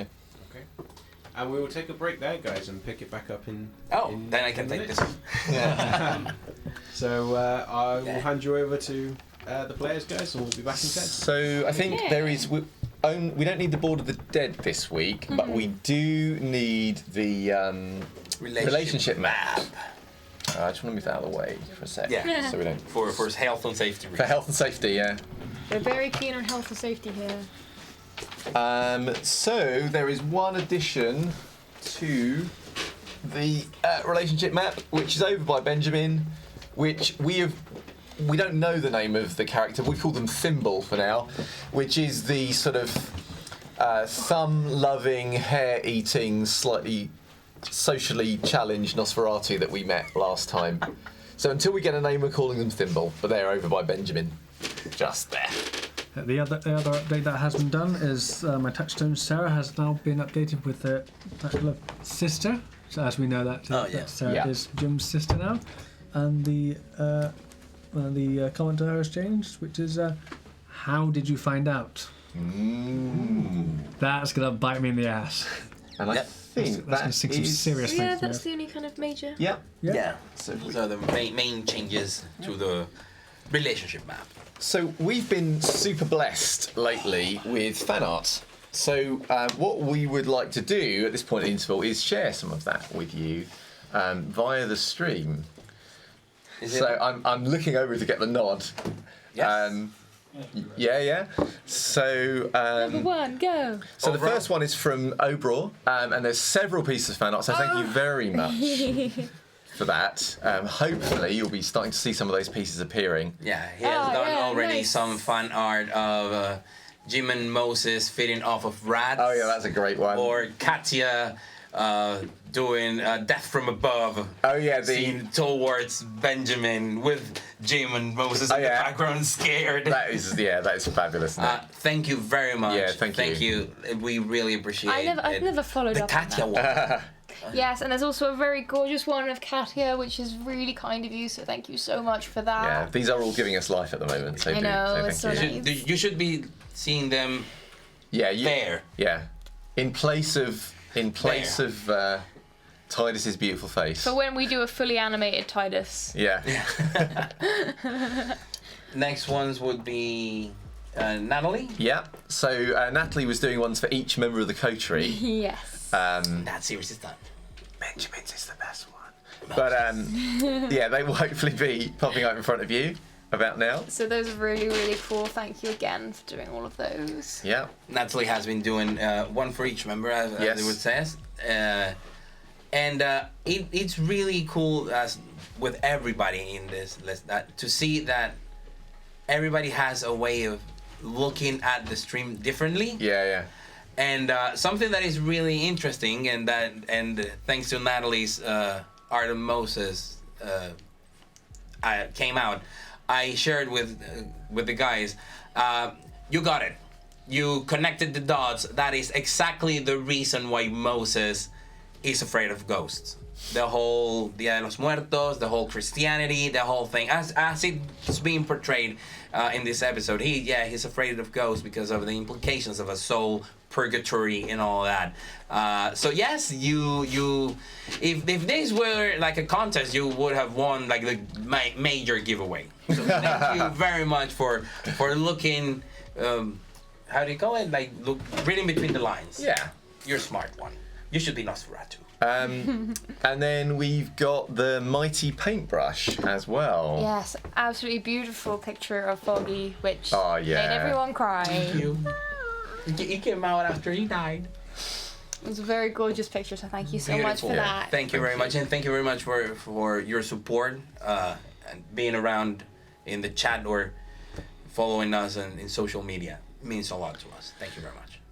And then, sort of going back to book one, we've got Macabre Derek, who did the fan art of Benjamin's art, which I love the kind of the meta it's level so meta, thing of I that. love it. The first fan art we got, and it was art of fictional art. It was gorgeous. Really good. And if anyone ever wants to do art of Benjamin's art, you are more than welcome. I love to see it.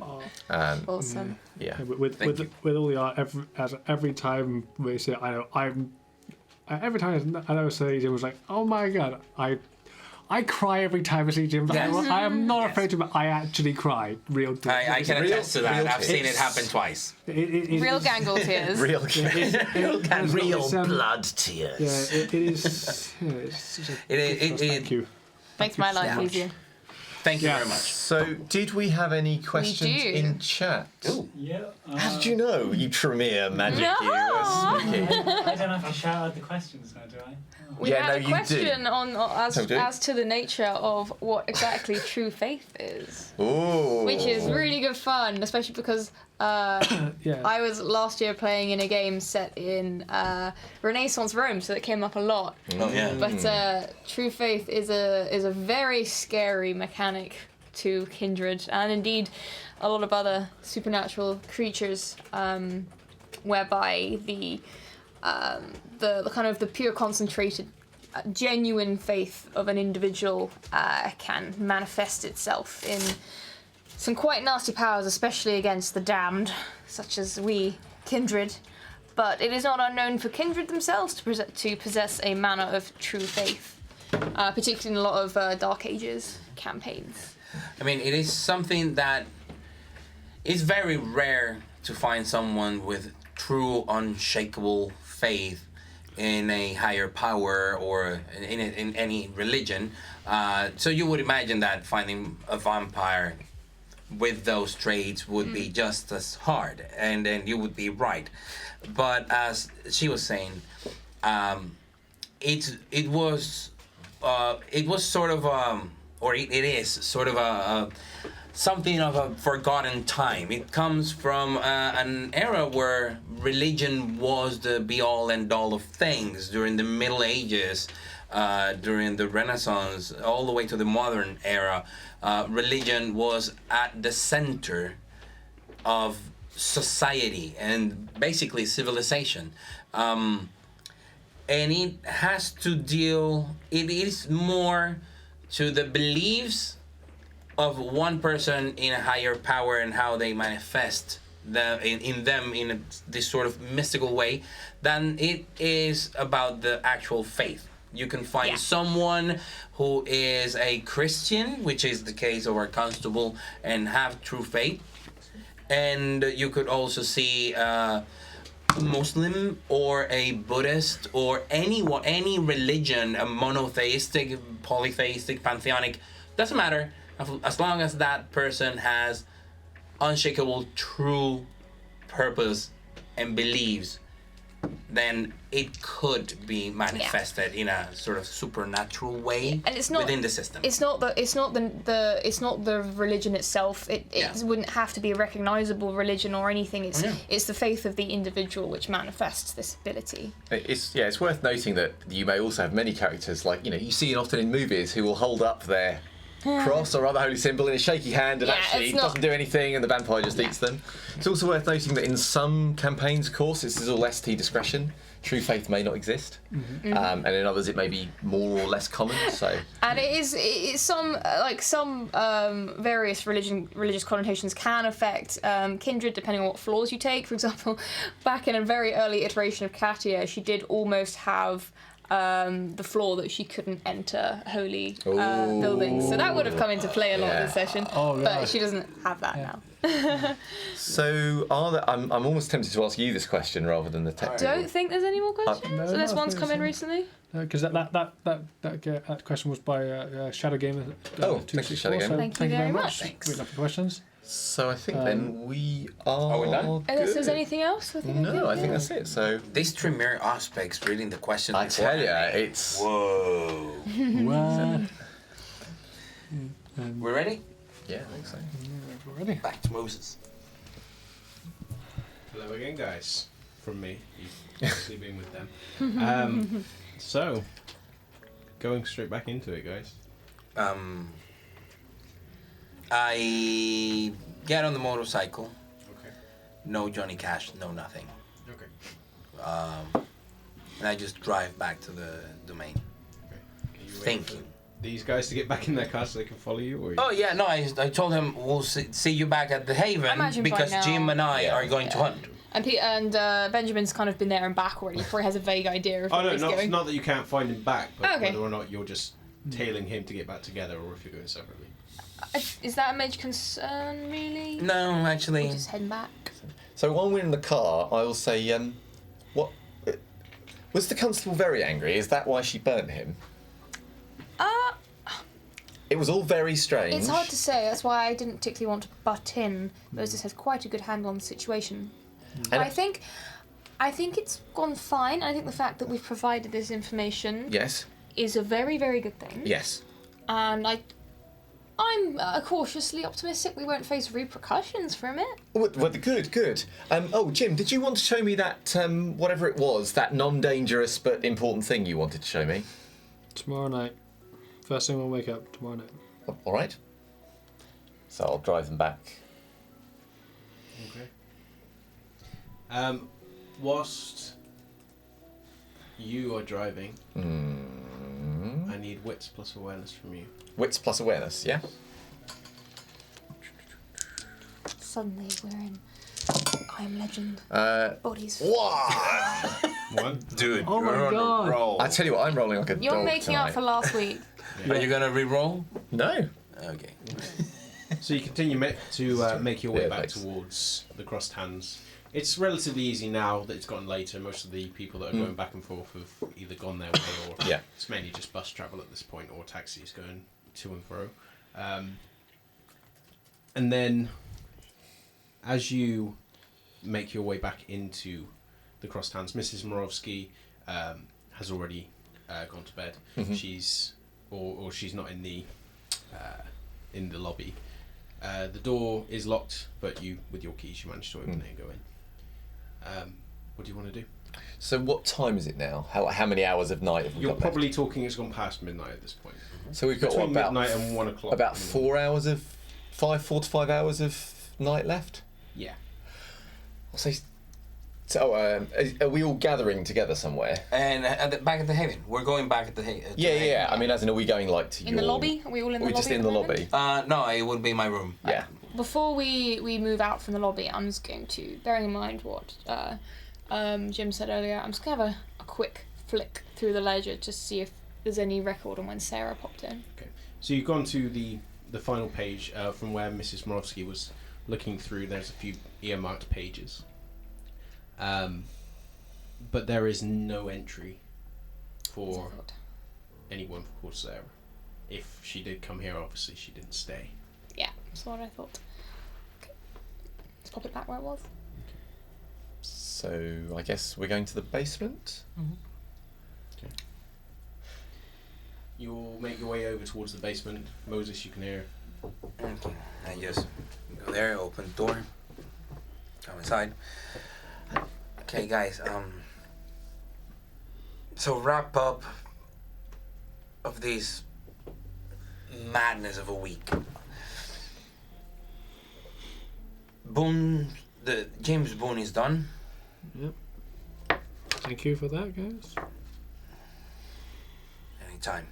Oh yes. Well, not any time, but you're welcome. The constable is aware of a Yep. potential Sabbat thread in the outskirts of London. Plucky Jake knows the full thing. I even gave him the photocopies of the images of your beast. And to see what if did he say? Did he recognise No. it? Oh. No, because I haven't given it to him. I am preparing a report. Oh, I see. To Oh, give it of to course. him, Right. Which was what I was writing before we left. Because it probably is a Nosferatu, and Plucky Jake must know a lot of Nosferatu, so hopefully he'll know. Yes, and I think it's time for me to feed. Before anyone else heads out, I just want to... Well, I did some research, as I said I would, as I promised. And I would like to impress upon all three of you, do not interact or step foot inside the hospital. Because... Not at all. No. We're not doing that shit Good, anymore. I assumed you understood, but just to make it clear, do not interact with that entity in any way. Anything in particular we should be wary of? Let's just say, if you start feeling as though your thoughts aren't your own, please tell me. Immediately. Shit. Excellent. Something that happened to you, Jim? What did they not tell you? No, you haven't told me anything. What? I mean, about your thoughts. About the fact that they did request for grievances that the coterie has committed, mainly Katia's busting Will out, that we, Mose and I, provide a pint of each of our blood. Yes, you've already done that though. Yes. Yes, so that Like that I is said, done. I know you did. Yeah. I know you did that. That's why I'm saying. Tell me if you feel off in any regard. Yeah, that's what I'm asking, really. Are you? Because you don't quite look yourself, Jim. Have you had strange thoughts? I just lower my fangs. Oh, Yeah, He's that's the hungry. issue. right. So unless anyone needs any help with anything, and I'll look across the people, I thought I might go and see Edmund, because this has been a rather frightful few days, and it might be nice to be calmed by some time with him. And then tomorrow we can do this business. Are there any other things that we should be concerned about? Do not mention the Warrens to Edmund. Right, I won't. Anything else? It's yours and Edmund's life in the line. Plucky Jake will not be happy with Edmund. You want to protect Edmund? Do not mention the Warrens. I don't care about the Warrens. I mean, don't take that the wrong You way. don't? I mean, as in, I don't know anything about it. I'm not interested. I want to talk to him about pictures and art and nice things above ground. It's going to be wonderful. And I will see you all tomorrow.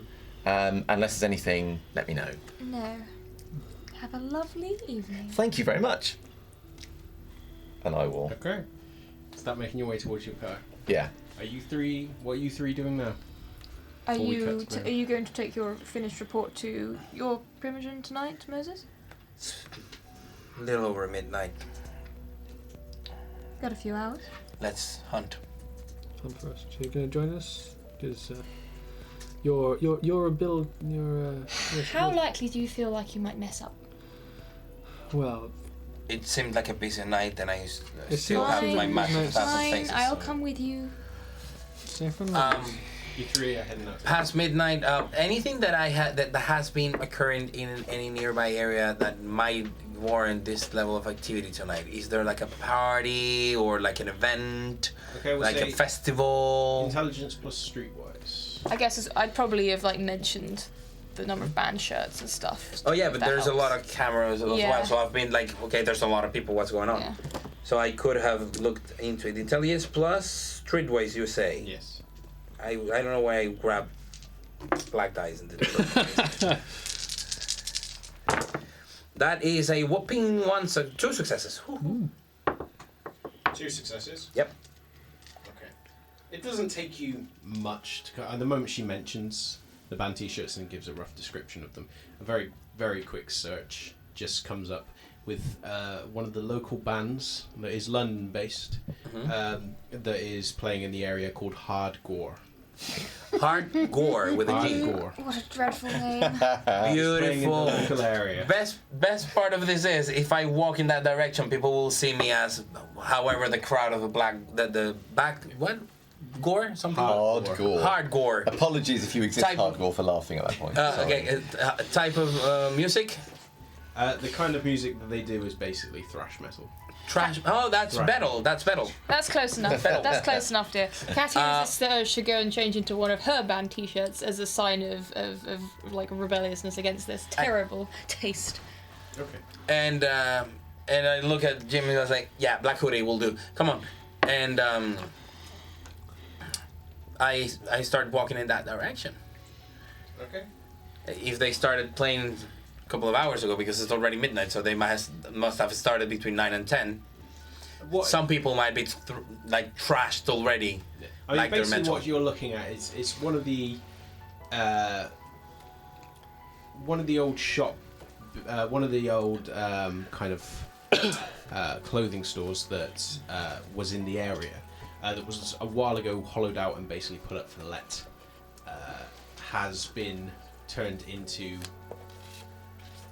a really piss poor bar that does really shoddy drinks. Worth noting, though. But the main thing about this place is the fact that they have a sizable stage staging area where they can have bands play. So what began as a project to basically run a bar turned into run a live performance area. Yeah, like a gig place. And then people go there to see the bands. As long as you get local talent in, people will buy the piss poor excuse for drinks that they serve there. And thus far, it's kept them open. They can't get any big names based upon looking through the list. What's the name of this place again, sorry? Trillans. Trillans. Thank you. Trillans.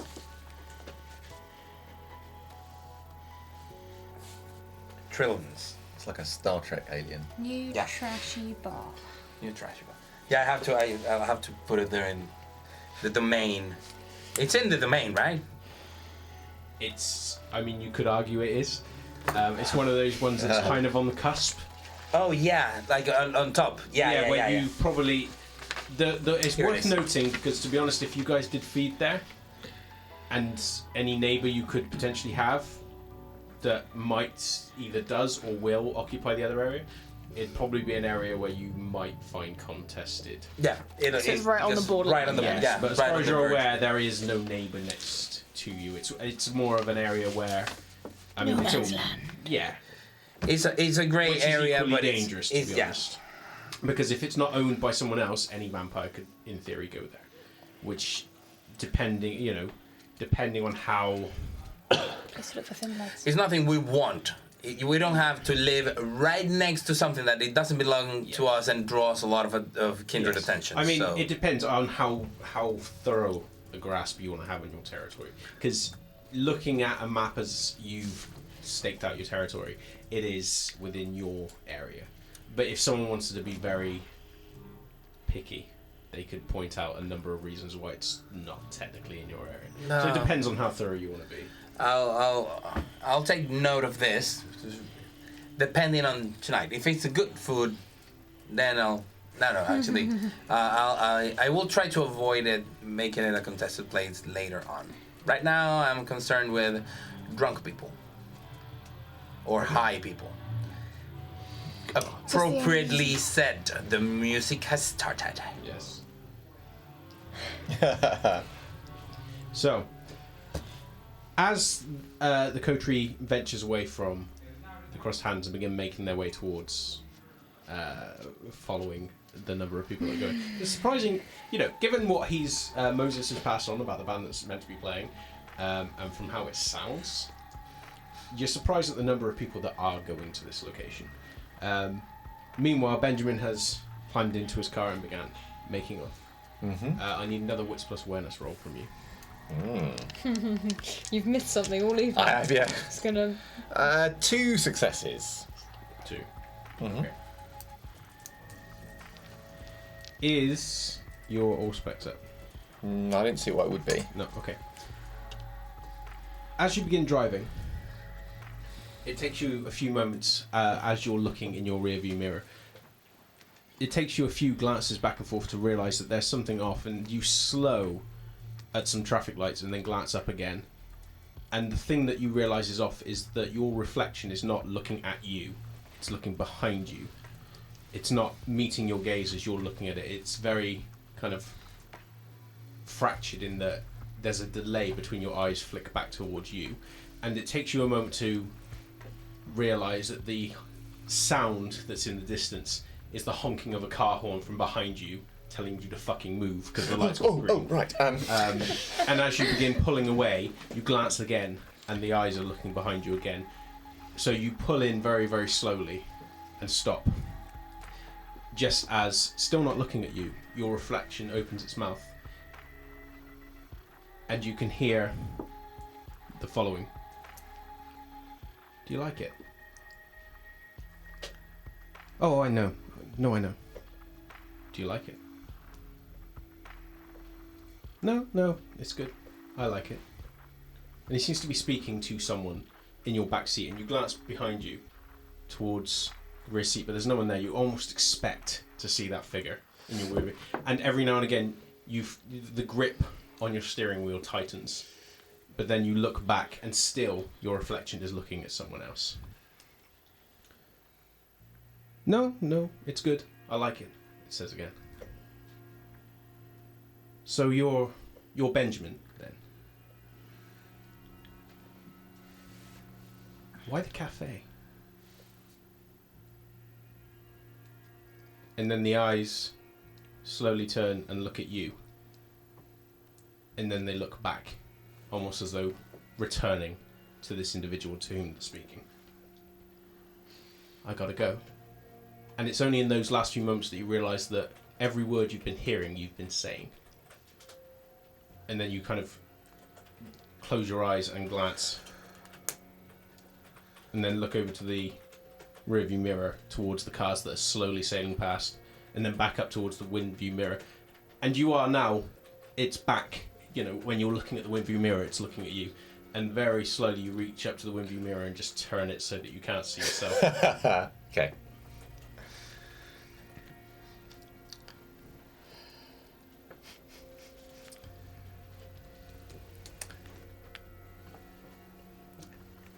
Edmund will make it better. That's it. Go see your sugar daddy. Go get your face. Come on. So, you continue driving on towards Edmund's, perhaps at a slightly quicker pace than you did before. Not feeling 100% safe because you don't want to look in the mirror to check if there's cars coming out from behind you, but you make your way there. And when you do arrive, and you quickly hasten up towards the steps, you knock on the door, and then you test the door, and it's not opening.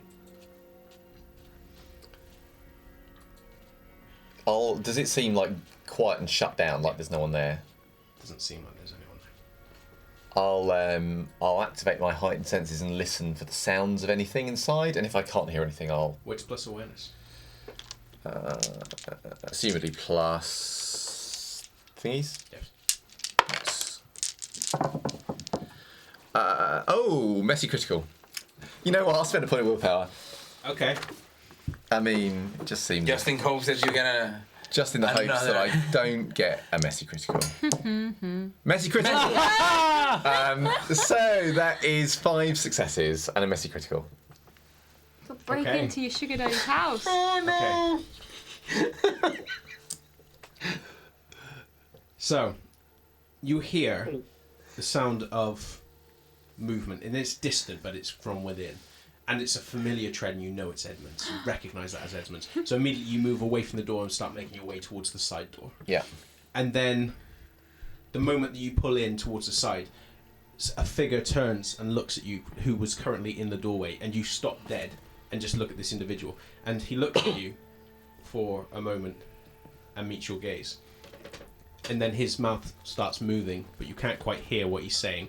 And you take a step back, slightly disconnected, and you know, with your Auspex on, you can hear everything else crystal clear, but you cannot hear what he's saying. And you listen more closely, and then slowly, everything else dulls away, and all you can hear is a voice that you recognise, but you're not sure where from. And the figure whose features are very slowly blurring, and you can't quite recognise. It's like you see the eyes, but you can't, for the life of you, determine. You can't decide whether they're brown or is it blue. And then the nose, is it stunted? Is it long? It's hard to tell in the shadow. You wish he'd fucking move closer so you could see him, but you don't want him to at the same time. And he says, well, that's an interesting question to ask. I am fond of it. Oh, yes. Sorry, yes. I'm Benjamin Green. Pleasure to meet you. And then you stop and kind of narrow your brow. And then as you turn and glance behind you, you look again. And the figure that's there is just an individual who's currently covered in a sleeping bag, nestled in the corner, not standing as you thought he was, and his features are now crystal clear, and he's just looking at you, very shocked and kind of perhaps intimidated. And you realise then that you're standing over him and just staring at him. So what did you say your name was? I didn't say anything. Well, fuck off, this is my door. I think you'll find it's not your door. Roll charisma plus intimidate. Fight. Charisma plus intimidate, eh? So that's charisma, right? Intimidate? No, there's no intimidation. Yeah. 1 success. You're on a roll. Scary boy. Although you're saying this, you feel shaken, as from moments before, the jarring kind of distance you have from your certainty that your Auspex normally gives you. You're normally certain of everything that you're seeing, and very recently, after your experience in the Warrens, it's very. As soon as you see something that doesn't quite make sense, it completely dislocates you. And as he hears this, he kind of scrambles out of his sleeping bag and stands up. And he's larger than you, although he looks disheveled. And he steps closer. Now, one more roll. This will be contested. Actually, I want to use Mesmerize at this point if he's staring at me. Okay, this will be resisted because he is... Yeah. Okay. Okay, so you roll off. If you succeed, you'll mesmerize him. If he succeeds, you're going to take willpower damage. Okay. Social combat. Social combat with a random dude. With a homeless guy. With a hobo. Yeah. I am spending willpower again. I will just keep spending willpower. For your entertainment, 0 successes and a bestial failure. So 2 successes, but a bestial. So if he beats me, it's a bestial. No, he doesn't. So the moment that he gets up in your face, you lock eyes with him, and there's a flash of pride building from the previous success and anger. Not only because this man has successfully startled you, but because how the fuck dare he put his self next to this glorious building? Exactly. You and Edmund. Exactly. And the moment that you lock eyes with him, what do you say? I say, go away and don't come back. And his eyes kind of narrow. And then as his Sorry, I couldn't help it. Filthy hobbits. Go away. Our turn. I mean, Edmund is your precious. He is my precious. He's my one and only. Sorry, you carry on. Sorry, guys. Don't mind us. You carry on. Was that a bestial failure? Oh, sorry. I need to make a rails check as well. Yeah. Sorry. No, fucking dice, man. Right, so I'm 102. Easy come, easy go. Okay. And as you say this, his eyes kind of narrow, as though he's fucked off that you're getting back in his face, and his neck muscles tense, almost like his arm is about to pull back, but then they go low and slack, and he just turns and reaches down, grabs his sleeping bag, rolls it in a kind of rough cluster, and then just slinks off. Doesn't look around, he just starts moving off. And there's nothing now between you and Edmund. So I guess I'll go to the door and see if I can go in. Because I thought I heard Edmund, obviously, so I'll be trying to get in if I can. It's locked. Knock. If I think Edmund's in there.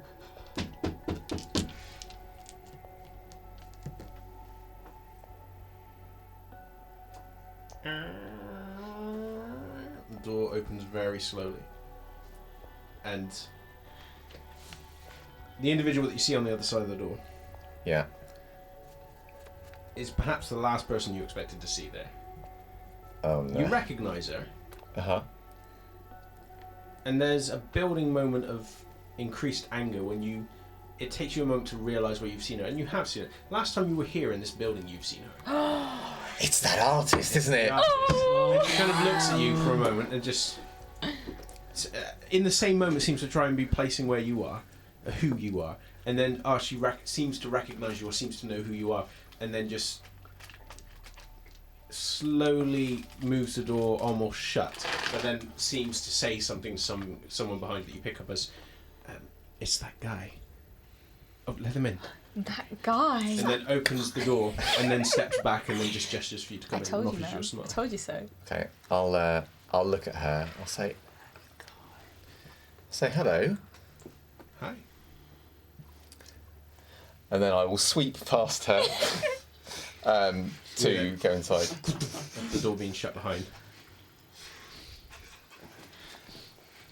Okay. So you start making your way through the chamber, and most of the gallery is dark, save for the actual chamber, which now is picking up more and more pieces, including your eye quickly snaps towards the same piece that you mentioned previously as being bad, but that you now, for the second time, recognise as being good, very good. And you don't like how prominent it is, especially since you can't currently see your previous piece. It's got to be here. Edmund would certainly put it up, and he was certainly happy with it, but you can't see it, at least not from the door that you've come through, and you can see her piece. And she steps in from behind you and just seems to be following your gate towards one of the side rooms that you know that if Edmund's not in here, it's probably in there. And it's a very... it's a familiar room to you because when you do come back and forth here, this is normally where Edmund goes to privately view collections. And when you knock on the door, you just... Come in. Does it sound like Edmund? Yeah. Yeah, I'll go in. And then when you open the door, Edmund is sat there in a chair, wearing just a white open shirt, and just looking... It looks like a sculpture, but it's a very old, archaic sculpture, and you can't quite place where it is. It's not one that you know to have in his collection, but it's one of those ones where it's shown visible wear and tear, and it'd probably drop its price significantly, but it's old enough where it'd still be worth something. And it's not something that... I mean, Edmund does have pieces that aren't just paintings, but this is not his usual style. In fact, it looks mildly grotesque from the angle that you're looking at it, but that's probably just more that you can't quite make out what the hell it's supposed to be. And as you step through, you turned and reached for the doorknob, and the woman steps in from behind you and closes it. And Edmund looks over and sees you and sees her, and then offers a smile. Benjamin. Say, oh, hello, Edmund. I thought I'd pop in and see you, but if you're busy, I'll glance at the woman, then obviously I could come back another time. We were just discussing a potential arrangement. Is this important, Benjamin? Well, yes. Would you wait outside for me, please, madam? And she smiles and then nods her head and then offers a smile to you, opens the door and steps back up. And the moment that she's gone, he looks back towards you and then gestures towards the seat next to him. Okay, I'll go. Arrayed in front. There's 2 seats in front of the sculpture. Okay, so I'll sit down next to him then. First thing you are immediately aware of, because you still have Flush of Life active, is the seat's warm. So she's been sitting here. She's been sitting here. I'll say, she looked... Is she an artist? Yes, particularly good one. She came with the assortment of other artists from previously. I sent her away on your recommendation, and I sent her away on your recommendation, and then caught a glimpse of some of her art. You must have seen the new piece that she has outside. Oh, I think I did see something. Yes. Spectacular. I've not seen a piece like that since... well, for a while. What can I do for you? I'll... My eyes will probably fall, because I'm not quite sure where to look, because I've had a churn of emotion inside. It'll probably fall on the statue, but I'm not studying it intently. It's just that's kind of where my... Well, I had some... well, a few things, really, I wanted to talk to you about.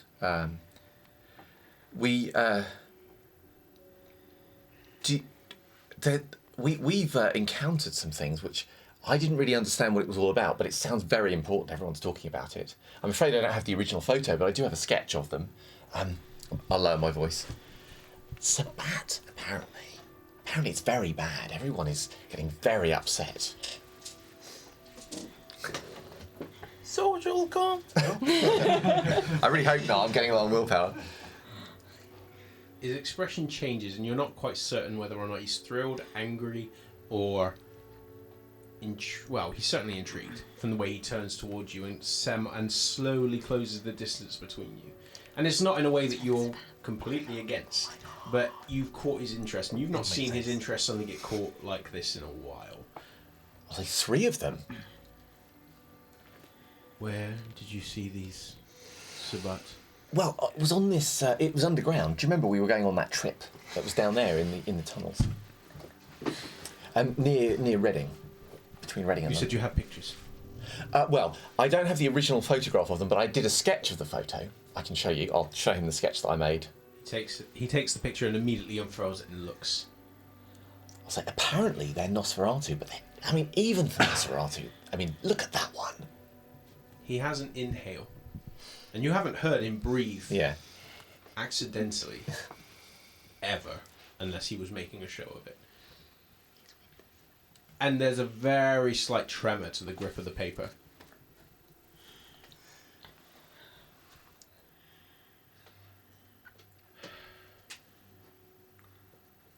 Troubling. Oh yes, apparently it's terrible. But I don't really know why, beyond the fact that they're very violent. I didn't meet them personally, but they were violent. I'm going to ask that I keep this picture, Benjamin. Oh, of course. Yes, of course. That was an ST slip, sorry. Magnificent. Horrific. Oh, yes, undoubtedly. But that's not all. So, before we went down there, do you remember I talked to you about the long fingers? Yes.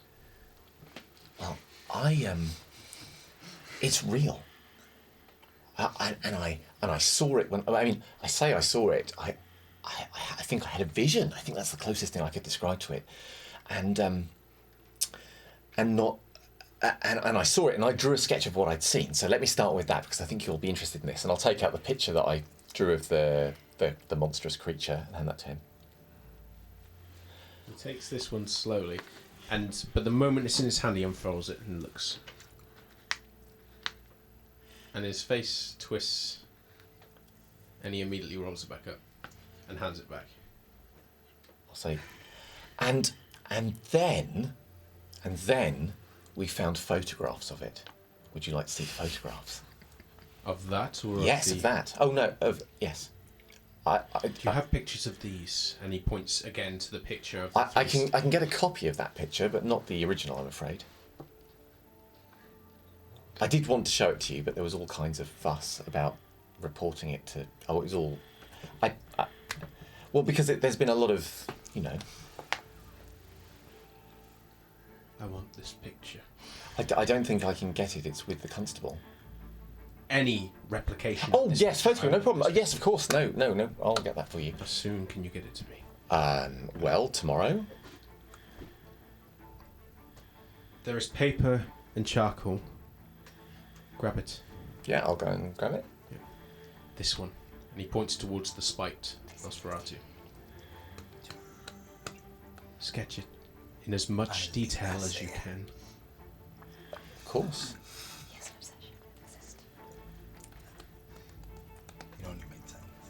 Now? Yes, now. Right, I'll start. Okay. Do a Dex. Yeah. Plus crafts roll. Yeah. Okay. Oh, actually, I want two. Hang on.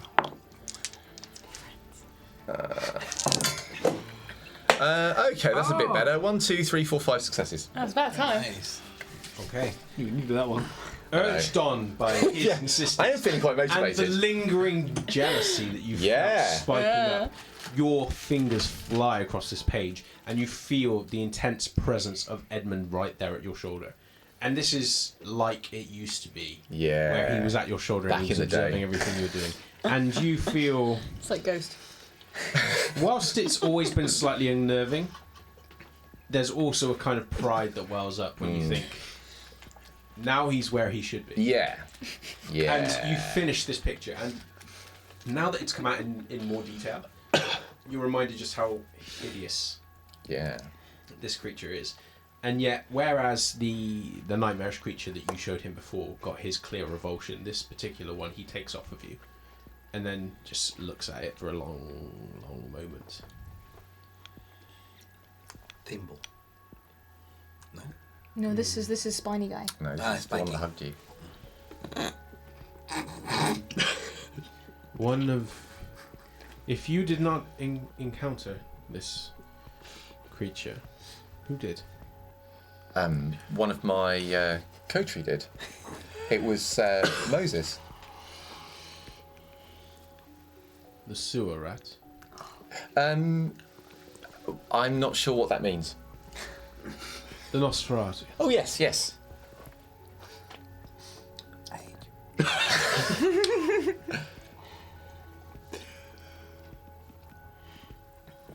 Thank you, Benjamin. Oh, not at all.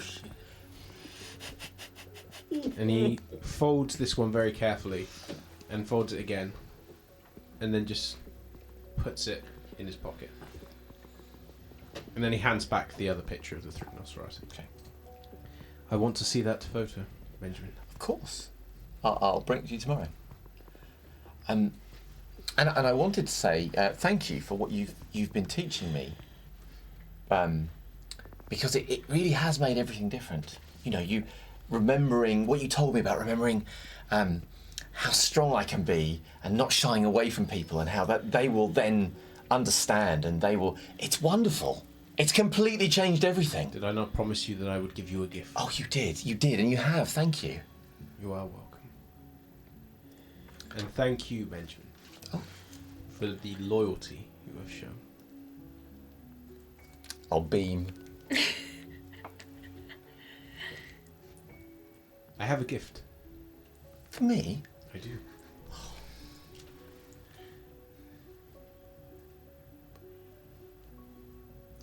Would you wait here? Oh, of course. And he stands up, It's your sister. adjusts himself, Yep. and steps out of the door. And you're sat there for a long moment, kind of Oh, the family. joyed in your success. And then he comes back in with two things. First of all, he has what looks like a silver decanter. Mm. And then he has a long-necked glass. Mm. And you can smell it already. And it is enticing. And he moves up towards you and he hands you the glass, which is warm to the touch, and then holds up the chalice. For forgotten sins. And then he puts the chalice down, away from you. Okay. But he puts it down. Very slowly, puts it down. Drink. I'll sniff it. I assume I really want to drink this. Yes. Yeah. Well, I'll drink but I'll say, I'm not going to knock it. I'll savour it, drink it slowly, enjoy it. Drink it down. It is nice. You take I take. melancholy. Okay. Oh, you're crying on the inside. Okay. I hear you. Yeah. So does that affect how I feel, or is it just No, that's it's the taste? it's the just a sort of- rush of kind of. It's like an emotional blush that you feel momentarily, and then you just feel warmth. But you have the melancholy resonance. Sure. But it tasted good. Mm. And then as you drink it, he smiles and then rises to his feet again and steps back out into the room, taking the glass with him. And then he returns again with the glass and puts it back down. A peace offering of sorts, Benjamin. I know you felt...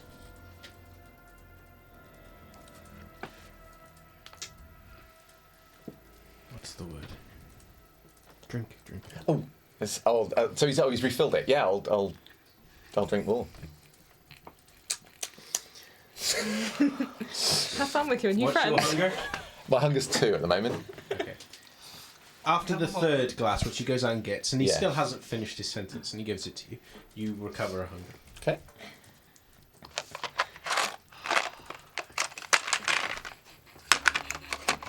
And he doesn't finish his sentence. He just instead observes you as you drink.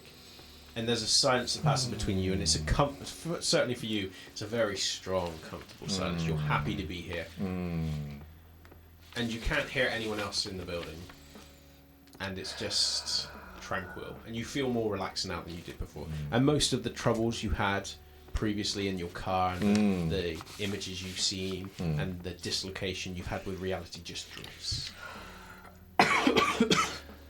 Meanwhile, you three have been making your way towards Trillin's.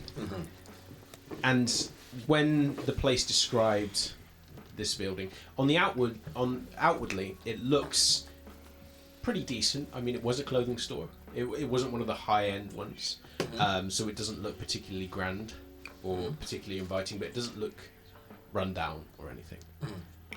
Which changes when you step inside, because you can feel the way your shoes stick to the ground in that sticky kind of spilled drink way, and the stunted nature of the bar. That this place, if it didn't have live bands, would not last. It's one of those bars where you avoid or you go to because you have to. But it is packed. There are people moving in, and it's not packed to the degree where not everybody can fit or you're constantly being jostled, but it is filled to the degree where you need to pick a path to make your way in. And the band that is on stage is already halfway through the song. And based upon the symbols they have on the front of the drums and the shirts that they've had, pretty badly printed shirts, like the kind of ones that you iron on. Okay. You are assuming that this is hardcore. Hardcore. But Parkour? Hardcore. That's my job. okay. Despite yourself, the music is. I mean, it's not your kind of music. As far as I'm aware, it's not any of your kind of music, unless you're into thrash metal. But despite that, it's got a melody to it that perhaps even Moses kind of finds himself. If it's rhythmic, it's rhythmic. It's then... surprisingly rhythmic, but this just the choice of music is, you know. Okay. Are we all going to dance like they do in Asylum? No. In the video game? The video game dance. I just approached Jim, and it was like over the people. It's like, does the backside have an alley? Because I know he's been casing the whole of the domain. He knows the little streets and crews and whatever is close and nearby. You've not actually been to this building. Technically, this area is not your domain. If you're going strictly by the lines which I've given your recent communal problems, Jim would have explored a few streets outside. Okay, I mean, you're not familiar to this, like, as in you know the blueprints, you know the entrances, you know the exits, you know everything. Given the successes you had on your rolls previously, there's areas which would have escaped your notice. This is one of them. You can imagine that it would have fire exits. All buildings have to, especially if they're a place of business. There would be additional ones. But how private it is another matter. Not sure. Theoretically, but not sure. Were there bouncers at the door? I mean, it's live event, people checking. There was one. Quite a burly looking guy, but Okay. he seemed affable. When you came in, he kind of just waved you in. Did he have anything distinctive, like a jacket that said security, or He had, this is a very run down place, so he had a kind of high vis band on his arm, but that's about it. Otherwise, he's got a black puffer jacket. He looks quite intimidating. Okay. He's had his hair shorn quite close, but the way that he's talking to the young people that come through, you get a feeling that he's probably well known to most of the people coming through because of the banter that they're having with him and the good-natured kind of responses he's given. He seems like one of those banters that you can stand at the door and just have a chat with. okay, cool. And everybody seems to know him. And as they go past, you catch the name John. John. But other than that, there's no one else. John the Okay, I go back to them and I tell Jim, you know, Katia's in the dance floor apparently. So, Just a little bit. Okay, grab Katia, go around the back, and I'll bring a couple of people. Alright. Oh, by the way, pretend you're helping John with the security tonight. And while they do that, I go out to where people meet to the smokers lounge area or whatever, and I approach the drunkest group of or couple, like 2 or 3 people that are really drunk, asking for a light outside where people smoke. Okay. So, what approaches are you each taking towards feeding? Right now, Are you guys just I don't- waiting for him to bring people out, or are you the only one that's actively hunting? I am. Well, actually, what I'm gonna do is fool them into coming into the alley, because I will get them extra drinks or whatever it is that they are looking for. Because I'm looking for people that are sort of drunk and willing to move around. And then when we get to the alley, it's 3 against 1 or 2 or 3 or whomever. I don't know if I count, but sure. If I get us 2 at least. In that case, for you, it'll be manipulation plus persuasion. I'm gonna be outright lying to them that I am the manager of the group of the band. You're still If trying there's- to convince them to Okay, go outside with you. Okay, It's cool. not like you're lying about your intent. You're just lying about how you're going about it, which is manipulation. Cool. This is how bestial failures are Oh god. done. Don't bestial fail. I will bestial fail. Oh my god! Can I have? Did you get no successes? No. I you reroll not only anything? No, had you still 0 have successes. Okay, I had so it's 2 a total ones. failure. Oh! So it's a total bestial. It's that one that makes you him wanna smile. re-roll them. He can't. Yeah. He can't reroll It's all anything. hunger dice. What you mean 3 hunger dice? Okay. Can everyone just take him over and see how happy Titus is? Yeah, this is the second. This is the his second face. time it happened. The first time I lost my car, half a leg. What's Are your you really hunger? pissed him off? 3. Okay. Okay. Where did my die go? Somewhere into the ether. We'll get later. Because I believe I'm going to go up in hunger, so I might need it. Okay.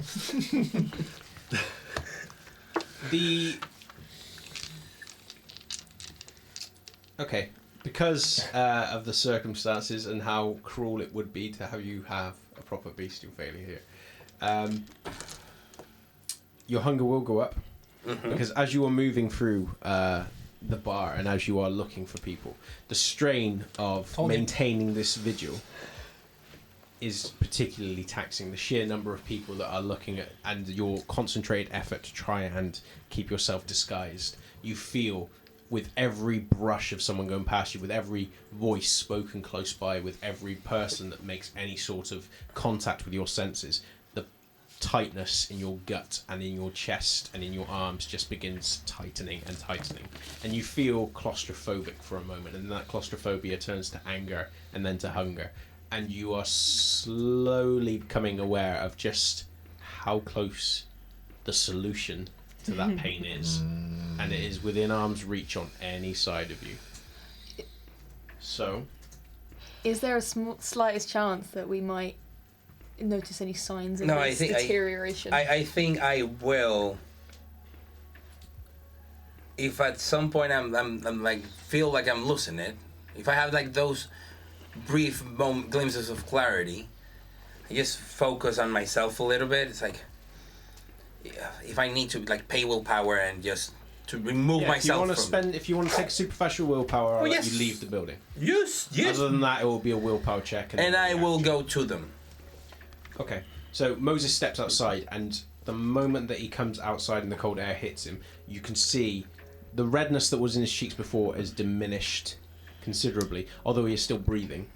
And there is a paleness to him, and the way that he is moving, and similar to how Katia was before, his head is twitching back towards the room, and every step away from people seems to be reluctant and But forceful. actually, they see me as myself because I turned in my mask of 1,000 faces in front of Yeah, them. but you still have blush of life.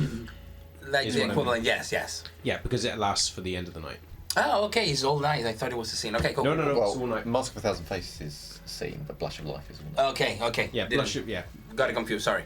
So, the paleness that you have is the kind of paleness that is normally combated by blush of life. But the fact you still appear like someone that is breathing, but you still look pale, suggests that he has no blood in his body, or limited blood.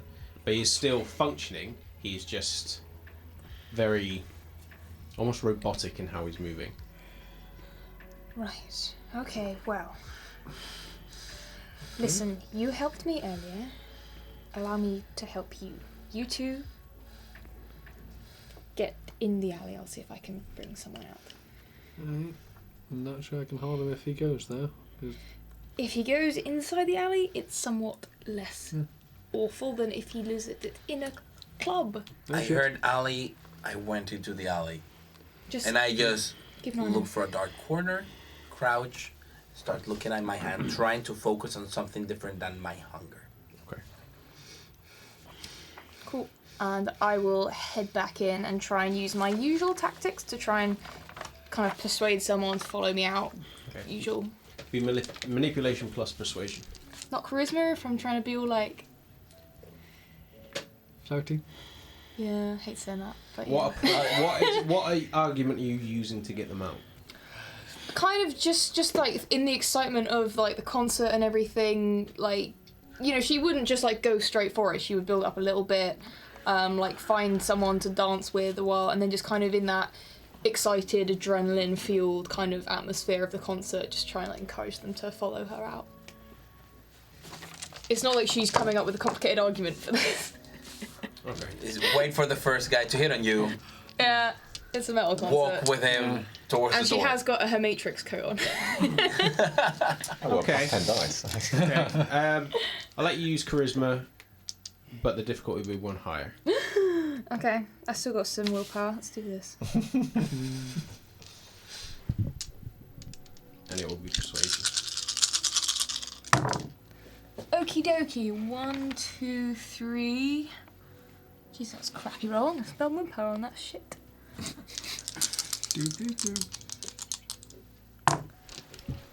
4, 5. 5 successes. Okay, that's what you needed.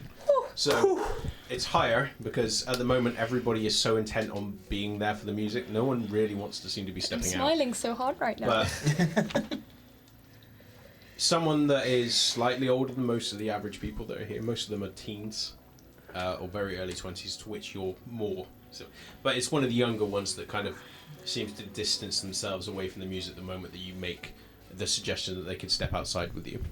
And it's a young woman that's about your height, absent the band t-shirt, but she's got a drink in hand at the moment that you suggest like going out. So she doesn't dance with you, but she seems to be happy to exchange a few words with someone that seems content to discuss something that's not hardcore. And then she steps out with you into the alleyway, out back rather. So Katia's like talking animatedly to her, trying to hold her attention. Okay. As they're kind of in this alleyway, and hopefully it's fairly secluded. Okay, so who's going in? Going in for the kill. No, I hope not, but 3 vampires Please are going to don't. want to heed. Katia will be angry. I'm just staring at my hand, waiting to hear my name. I'm going, seeing him do that, I'm going to try and quietly feed. Quiet. Wow, I'm not leading out like a parade of people. Yes, so quietly so he won't notice. I'm trying to do it under his Okay. radar. I'm distracted enough. I'm open to What probably. Katia would probably do is if she sees Jim coming around from behind, she would probably say forget, just to daze her for that moment. See, counter to what you just said, the beast is keenly aware of what's going on around it. Oh yeah. And the fact that the moment that he punctures vein, you're going to smell blood. So I will get wits plus awareness from you. Okay. You're pretty much going to be able to feed. The moment that she's distracting the girl, it's going to be fine. But we'll say strength plus stealth. Okay. If he succeeds, he smells. Or he in some way gets a... Willpower. How much willpower you got left? I spent 3 points, I got 2 points remaining. I desperately needed that because that was nothing. Nothing. Absolutely. Oops, I missed. That's a 1. 1 and 1? Because I can't remember off the top of my head, roll again. Both. Okay. Not the whole dice pool, just one die. Oh, it gets on there. One dice. Because I can't remember off the top of my head which One die die. it goes One on. roll dice. off. Come on. What? Oh. Success. Failure. That's a Okay. 1. The moment that his teeth puncture lung, your head snaps around and your eyes go wide away from the symbol. Because to the beast, this symbol means fuck all. That I'm smell hungry. means everything. You rise to your feet and you begin lurching around that corner. If you spend willpower, I'll let you stop yourself. Yeah, I do. Or you can roll willpower. But if you fail, you're going to go for it. I am going to roll willpower. Okay? Because I am reserving so that happy. willpower point to avoid a frenzy if I But take this is what it's blood. for. Because you're on 4 and he is feeding blood is... Yeah, the thing is that if at some point I taste blood, it'll be nigh impossible to stop a frenzy unless I spend willpower. Well, this is what everything's rolled into. This is So my are you last spending or you willpower rolling? point. This is my last willpower point, so I'm rolling. I'm saving my willpower for the actual feeding. So do you have like 1 dice left? Yeah. Okay. Oh yeah, I have 1 die left. poor girl. So forget about it. I have spent it. I'm gonna jump and kill the woman if I don't. Yeah, I spend my last willpower point. Okay. The moment Moses rounds the corner, there's a moment where you, Katia, glance around and see Moses, the way he's hunched there, and the way his hand is kind of just there in front of him, and the wideness of his eyes. There is a long moment where you think Jim's completely lost to it. He's in the middle of feeding. But you think that Moses is about to lurch, and then all of a sudden he does move, but it's straight past them both and out the alleyway, out of the other side, and he ventures off and around the corner. You are now impaired, so you will get a -2 to, I think, social and mental rolls. Okay. I actually try to wander away towards the park. Okay. Which part? It's Don't let me choose which one. no. No. This little patch of green that is right on the edge of the main. Okay. There. How much are you taking, Jim? I'm going to try and slow tick 2, And what was your hunger? 3. Okay.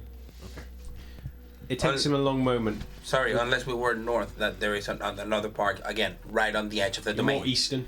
Eastern, yeah. This Yeah, is so the there's eastern more. park. So yeah. So, Katia, you keep an eye out from the door and from the entrances to this alleyway on both sides to ensure that nobody comes around. Thankfully, no one comes out. Most people inside are still distracted with the metal. You can't, for the life of you, understand why, but you don't know. They don't come back out. And after a long enough time, Jim pulls his mouth away and then licks the wound closed, and the girl just goes limp in her hand. She's not unconscious. She's still kind of semi-aware, but she's so dazed that she doesn't seem to understand where she is. It's almost like she's drugged, but she's just not focusing on I anything. grab Jim and I'm like, Yeah. come on, let's go. Carefully set her down. Okay, she leans herself against the wall and just looks directly down the end of the alleyway, away from you, almost as though she's focusing on a sound that you can't hear. Slip away. Where are you two going? I kind of want to at least vaguely know where Moses is. Try and find Moses. That was meant for Moses, do you know? What? Ladies, you want to Ladies. Thank you. Find him. Much Yep. better. Okay. It's not going to be hard to find Moses. He's not really sensible enough at this point, especially with his willpower gone, that he's mainly just staggering down the street. At a distance, he looks like someone that is homeless, aimless, and very likely drunk the way he's staggering down the street. Just shattering. And every time someone walks past him, he seems to almost lurch towards them, almost like he's about to topple into them. And people move out the way and give him like a very sharp reprimand. But then the way his eyes turn towards them, they immediately kind of recoil and step off. And Moses seems to stop, stagnate, and watch them go, almost as though he's about to lurch after them, but then turns his head off towards the park and continues moving. And you catch up with him about just on the threshold of where the park is. He's kind of leaning against the entrance to the park, his head turning every which way every time a car goes past, every time someone is wandering down the street. But unlike normal, where you seem to be reining yourselves in, certainly as you two have experienced recently, seem to be reining yourself in, he is with quite open abandon turning towards every person that goes past, and it seems like the only thing that's keeping him from lurching at anybody, particularly now that his willpower's gone, is the fact that they are not within arm's reach. We need to get him away from the open area. I can only assume he's gone to the park to look for animals. You can see him. He's directly in front of the... Can you coerce any animals towards him if you went into the park? That is not within my wheelhouse. That's his, not mine. Just look for a place around the park where I can just go and sit in quiet, surrounded by bushes or whatever. Even if I have to bush dive to be away from people. I close my eyes and I summon as many. I'm hungry. Cats, dogs, stray dogs, whatever. Come to me, or I'm gonna go crazy. Okay, does that require a roll? Yes, it Oh does. wow! Please, It pass. sadly does. Make your roll. It is a. Well, make One the other rouse, roll isn't it? first. Sorry? A roll to summon them. Yeah, the roll to summon them is first. Yeah. Yeah. Yeah. So that's what I that said. Make is- that roll first. That's charisma plus animalism. Yep. Fuck. It's a lot of red. That's scary, that much red. Mm-hmm. I'm on 5 red, that's scary. That's scary enough. And that is 6 successes. Did you take the Messy. -2, by the way? Impaired. It also applies to disciplines. Yeah. Yeah, because it's still a social roll. Oh, okay. Better roll, buddy. And then I'm gonna have to re-roll, and it's so Messy sad critical. that my No. messy critical is not gonna affect me. Boo. Sad time. That's an entire hunger dice roll for you there, isn't it? Well, it would have been every single dog in the area first, so we would have had like every like. It will be like 101 Dalmatians, Yeah, that's But less cute. like no, hardcore version. And that's our total hunger dice for you. That's only 2 successes, so it's like, oh well, yeah. Die. Like I think a couple of successes, if you can read it on Amazon, a couple of successes brings a good number of available. Whatever's available. In Yeah. this case, a single dog slinks through the park towards you. It keeps its distance, but it's moving around. The way it's kind of keeping its distance means that obviously it's uncertain about approaching you. But you get more of the feeling that it's just generally a skittish dog, but it is within close proximity, and the way your eyes are tracking it. I talk to him. Do you need to rouse for your? See, yeah, oh yeah, and I do need to rouse, which Oh is God, this is the worst part. This is how I Yeah. go to hunger 5, effectively, Oh no. and I Remember last just time jump this on the happened, poor guys? skittish dog. We were repercussions for episodes. Yeah. Poor skittish dog's gonna be fed upon. It's gonna- Because I tell him, come. And now that I have roused for this power, I can talk to him in command and try to convince command / It's like, come. That is manipulation plus animalism. Okay. Minus dice. With 500. Yeah, with We're 500. just kind of like watching through the bushes, like Team Rocket mode. That is 2 successes. Okay. The dog, although still skittish, slinks closer towards you, and then its tail between its legs, it just makes slowly back and forth, padding towards you. The moment it's within arm's reach, Yeah, I feed off of it. you reach out and grab it towards you, and there's an audible as the dog is yanked towards him. And the moment that it comes in close proximity, Moses' mouth almost unhinges and snaps shut on its neck. I'll tell you, he's going to need more than that. Okay. Which sucks because I was counting on getting more dogs, There's only one in the area. and that's it. So. Alright. What are you guys doing while Moses is enjoying Wishing I was anywhere else. supper? What are you guys doing? I think just kind I of think we're keeping an eye on him. watching and keeping an eye on him. I mean, if he goes down to 4 hunger, he'll be a bit more manageable. A little bit more. Slightly. And Ever then so this time slightly. we stick to my plan, and you don't steal the flippin' blood bag.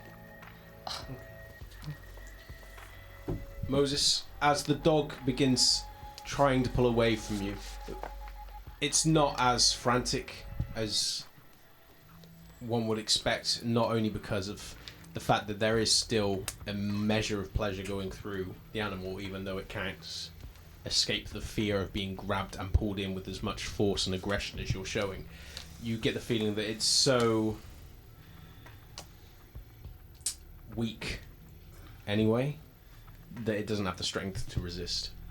And it begins slumping. First of all, its back legs go, and then its front legs go out from underneath it. Its tail, which is still pinned between its legs, slowly drifts away from it and just goes slump, as with each pull from the veins, its body just quivers and then quivers until you're draining nothing and there's nothing left. So you will recover 1 hunger. The manageable levels. Nowhere near. I still need at least 1. And the moment that your head comes away, there is a very slight relishing feeling in your gut as the pain lessens minutely, but you are still keenly aware of everything around you. What do you want to do? Now I stand up Mm-hmm. and I scout around the area for someone that might be walking around the park or whatever.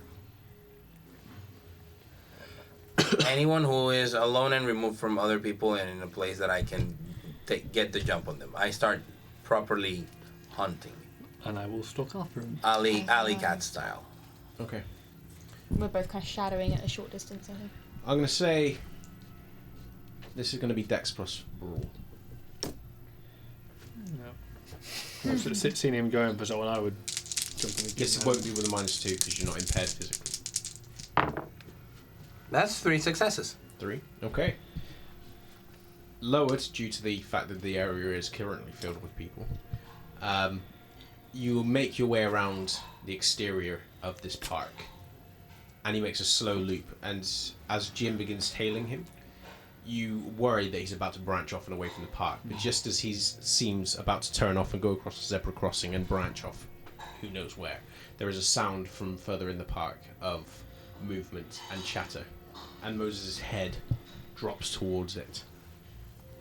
And then, as he ducks back into the park, moves past a tree and looks out, you can see a pair of youths still wearing the band t-shirts, staggering away drunk, off down the park. One's moving ahead, swaying dangerously to the point where they're almost going to topple over and just lurching onwards. Another one who's fiddling around in a bag, trying to find either keys or a phone or something similar, is slowed, and then their pace stops as they're just trying determinedly but inefficiently trying to find something, and it's towards this figure that Moses slinks quietly, and then she's within arm's reach. How much are you going to try and take? 2. You say this was a couple or one person? Yeah, one's already lurched on ahead, Oh, right. completely ignorant of everything else, Okay. and stepped out of the park, completely heedless of the fact that their companion's gone. Now I need to... Oh, I think it's you get a willpower check, I believe, anyway, but it's with 1 die. Yeah, of course. I believe. I could be wrong, guys. I apologise if I Good am. luck. In which case, Good luck. people will probably... Normal chance. Gather your energy for me. If this fails... Sorry? If this fails... This is awful. If it fails, so it's Fails, we it's go going to on the be body. awful. Oh! Not me this time. Not me this time. Is that your new battle cry? Is it... Go on, try So- and persuade me. I mean, I assume we see most go feeding frenzy, basically. You've been watching Moses make this approach. Yes. You want to try and wrench him off of her? It would more be like, I'd Because be keep in mind wondering... that he is going to drain her in a matter of... Yeah, very I'd quick. be more... I would rather than... I'm not physically going to wrench him off, because that would be a terrible idea. I would rather want to see if I can break up what he's doing. It would be a very high difficulty, I know, but can I go forget as he's in the middle of what he's doing and at least try and, like, jolt him into, like, break his fixation, I suppose. I think you need eye contact to do that. Nope, just voice. Is it? I think with forget, yeah. I'm pretty certain all dominate requires. All dominates. Okay, I thought it was all dominates voice. eye contact. No, I think that Unless there's you've got a high level. Or is it just... I think that's presence. There's a higher level okay. dominate Yeah. power that lets you do it with just Yeah. voice. But Alright, I assume his, like, face The is, only like, way that you could buried. try and stop him from draining her fully is if the only person that's close enough, which is Jim, because he was tailing. I mean, we're both tailing, we're together. Okay, well, either Yeah. one of you could try and wrench him off, but then that leaves the fact that he's now had an open neck wound to someone that he is taking no delicacy in how he's feeding. Cut his tongue, rub it on the wound. Okay. So, Rub it on the roof. nice. because I'm pretty certain that in feeding with abandon, it happens in... Yeah. Yeah. So, Moses, everything just fades, and there is nothing but ecstasy and the feeling of that pain in your gut. More painful, arguably, than even the pain in your hand. That just lessens and lessens. And then there's nothing. And then the very first thing you're aware of is an emptiness that you haven't Sneeze. felt. Bless you. An emptiness that you haven't felt in so long inwardly, but then on your external there's something heavy and weighted, and then as your eyes kind of flicker back you realize that your mouth is latched upon something with impossible kind of width, almost like you're taking in the entirety of her throat. And then as you pull your mouth away sharply out of shock, the woman at your fore who's just staring ahead, eyes open, just drops. What's your convictions? Nah. Neither. Okay. We'd save him, basically. Okay. 2 stones. As I've seen Moses really lunge for him, I'm gonna have to put arm in front of Katia. No. On the flip side, I have Hunger Zero. It'll last 5 minutes. Yeah. Okay. She's gone. There's a slumped teenager at your fore. You guys are witness to this. Moses, you are on 0 hunger.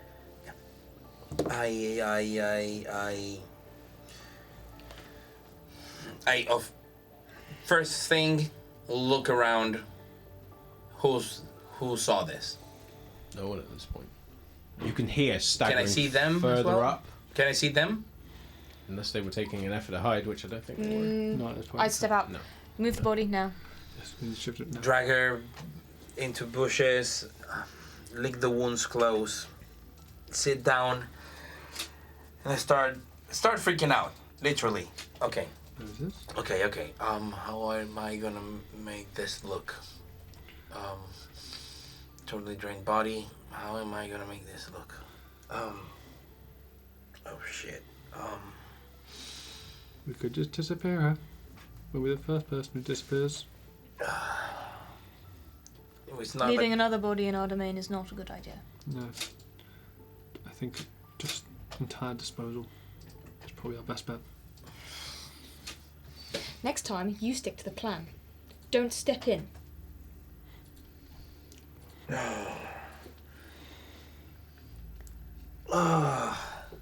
Moses, you can deal with it later. Right now, we need to move. We need to carry this body away from here and dispose of it. Jim, do you know of any good locations? And would I know of any locations that's or check through the belongings. So grab the purse, empty it. Yeah. Check what's there. The only thing that's in there, she has a phone and what looks to be basic keys, probably house keys. There's also a picture on there in one of those kind of plastic key fobs, and there's a picture of her plus the individual that had marched on ahead. And then on the other side there looks to be another female that you don't recognise that looks younger than her. And other than that, she's got a couple of beer bottle lids which are wet. She has a couple of napkins in the little napkins. What am I thinking of? Like Kleenex and Yeah, things like that. Kleenexes and that's about it. Makeup and things like that, yeah. Yeah. Okay. And her wallet. Nothing helpful here. Okay, what we need to do is we are actually we're 3 streets away and 2 over the Haven. What about the other access to the tunnels? Yes, we need. Yes, that's what I was thinking. We're fairly close, so we can try to get any of the access of the tunnel to the tunnels right here. So right now in the park, Right. any of the hold on. crates that go into the sewers. I take off my long matrix coat. It should be big enough to at least wrap her up. Let's Yes. see. Makes The someone easier to benefits you carry. had of the area being busy and helping with your feeding is now going to be a detriment when you try and move this body. Yes. Who is moving the girl? But right now we're putting her in the bushes and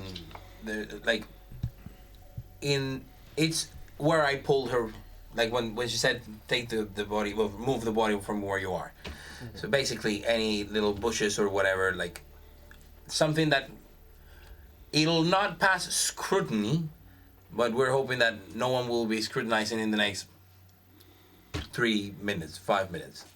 Okay. So we're right now. So who has her purse? Sorry? Who has her purse? Probably next to her. I check Okay, everything. You left it. Okay. You can hear footsteps, Katia, coming back the way that the individual came. They're irregular. I think her partner's coming back. I am And looking they're getting for. wilder. I'm looking for an entrance to the sewers. Okay. We will say there's going to be intelligence plus investigation, or wits plus investigation. Sorry. Look! Oh my guys! Black. Yeah, and that Like your is no, sorry. It was 2 successes, but I missed roll because I also have impairment to mental activities, right? That is 3 successes actually. Okay. It doesn't take you too long to find a manhole that is. It's close to where the sound is coming from, but it's around. If you imagine that he's coming back into the park, it's where he was. So if you could get her out of the exterior of the park quickly, you could get in there before he doubled back. As the kind of, I guess, have you left to do this, or are you mental mapping? I am doing half and half. Like I just move away, looking like there should be a manhole cover around. Yeah, there, and then that I backtrack. I'm not going too far away.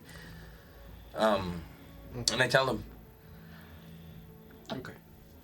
In that case, I walk around, come through like along an actual path, to intercept the person walking in this direction. Okay.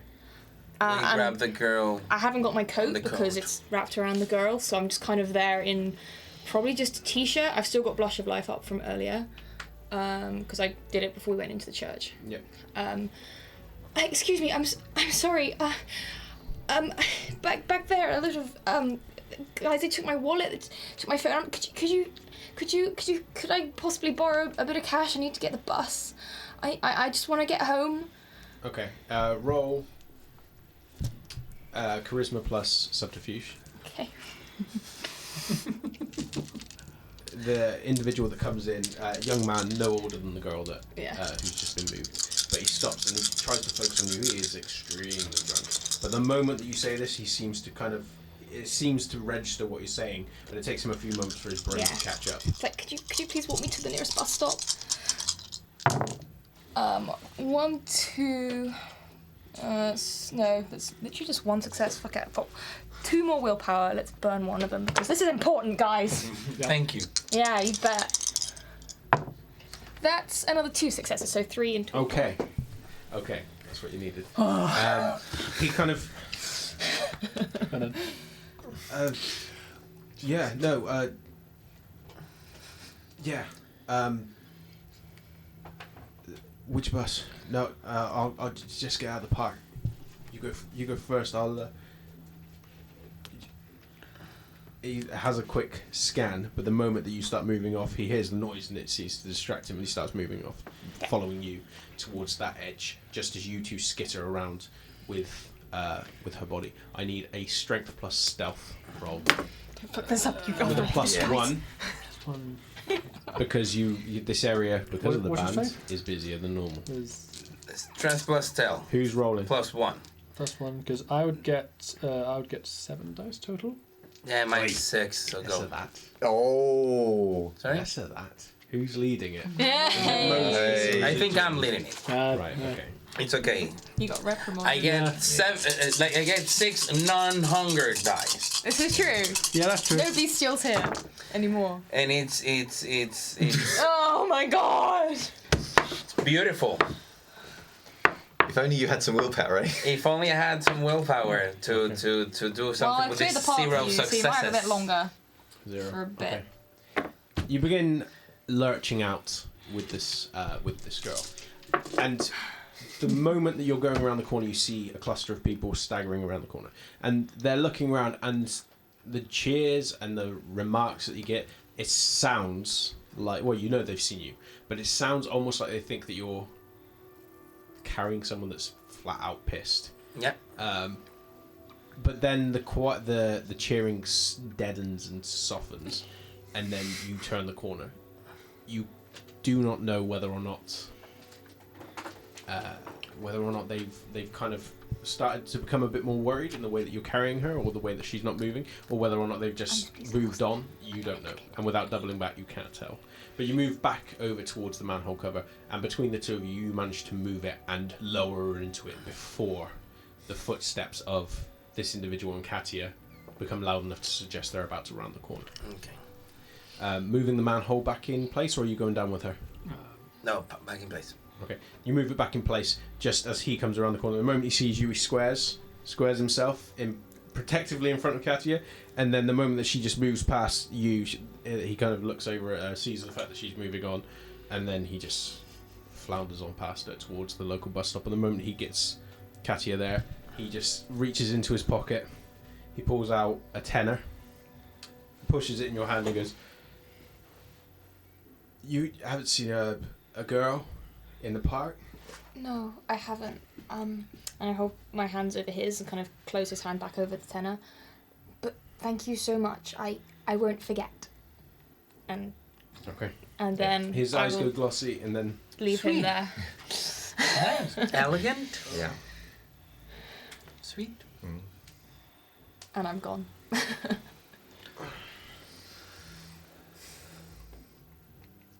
Catherine, and he staggers off. No one knows Catherine? Thank God. Okay. What are you doing now? Now I'm freaking out. Yeah, you better be. On the way to the haven through the tunnels, through the sewers into the I'm going back into the tunnels. Yeah, we're in the sewers. We're getting like manhole cover sewers, and now walking through the sewers, so we get to the entrance to our tunnels, to our service entrance. So Yeah. it's not like we have like an underground net. No. We use the whatever we have there. Bzzz. What the fuck? On my way to UC in however long it takes me to get to her house, plus 20 minutes to sort this. Is that what you've said? Or are you just saying on your way to your house? No, I ride. If her house is 20 minutes away, it's like on my way to you, see you in 45 minutes. If her house is like a half an hour away, I'll see you in an hour. Okay. Alright. You send off that message. And then with everybody down in the sewers? I'm just walking back to the haven. Okay, on my you own. you two down in the sewers. Yeah. I You guess pick up the body of the girl between the two of you and start making your way roughly in the direction of the haven. Yeah. Take it Meanwhile- all the way and just put it there. Meanwhile, the relaxation continues to settle over you, Benjamin. And all the Lifestyle of the rich. pain and famous. and regret just slowly drifts off of you as you feel the euphoria of basking in the presence of such a wonderful man. And the way that he is just offering you more of this drink and just giving you small talk about your past pieces and the current piece, and getting your opinions on this and other ones. And he slowly walks you around the gallery. He doesn't take you towards the girl's piece, but he's just leading you around the gallery. And you're marveling at everything. That it feels familiar, it feels safe, and it's the first time you felt safe in over 5 months to this degree.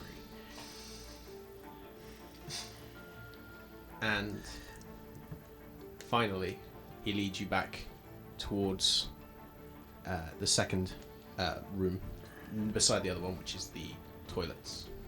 Okay. And then he gestures. Anything else before you go? No, thank you so much, Edmund. You're full?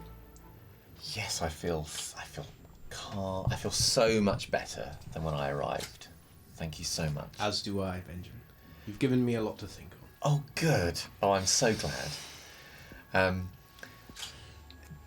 actually feeling much better about this other artist now. Will I pass by her picture on the way out, do I think? Or has he circumnavigated all of that? Because I know I came in via her. I passed her picture on the way in. I don't know if I'll pass it on the way out. You can do. It's in a prominent place in the gallery. Yeah, I'm feeling like restored and confident now, so I can bear to look at this. Okay. He starts leading you over to towards the door, and you take a step forward in past him towards this piece, and you can see it. It's What kind of? I mean, in general terms, what kind of piece is it? well, this particular one that she's got is it's crowd-esque, similar to the way that you've done things before, but the variety of colours and the placement and the very careful brushstrokes, you suggest to your mind that this would probably take quite a while to do, and the attention to detail is commendable. This is the kind of piece that you've seen before, but you've not managed to get to yourself. This is, again, everything about it just screams Edmund. And even though you're looking at it and you feel better about yourself, there is a very strong sense of resentment that builds every time you glance at it. Even though you're reminding yourself it's silly. Edmund's your friend. Yeah. Edmund's yours. Yes. He's not going to be interested in someone that got lucky. But then you're looking at the piece and all your thoughts shift away from Edmund might like this too much to this is better than mine. And it's the first time that you think of that. But then the thought sticks. And every little piece that you've looked at and been commending suddenly changes to criticisms of your own pieces. And you pick it up one after the other after the other. And the most potent detail that you suddenly fixate on is the fact that that individual that you cannot seem to escape is not in this piece. It's absent entirely. And Edmund, who is stood close by, is just watching your expression.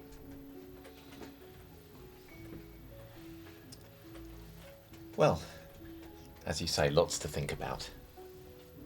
Indeed. What's the name of the artist? Doesn't matter anymore. I'll smile. Is there an artist's name? Like, does she sign her work or have a mark or anything in there? A.J. It's scrawled at a slant. I mean, studying it, it says A. Jenkins. Jenkins.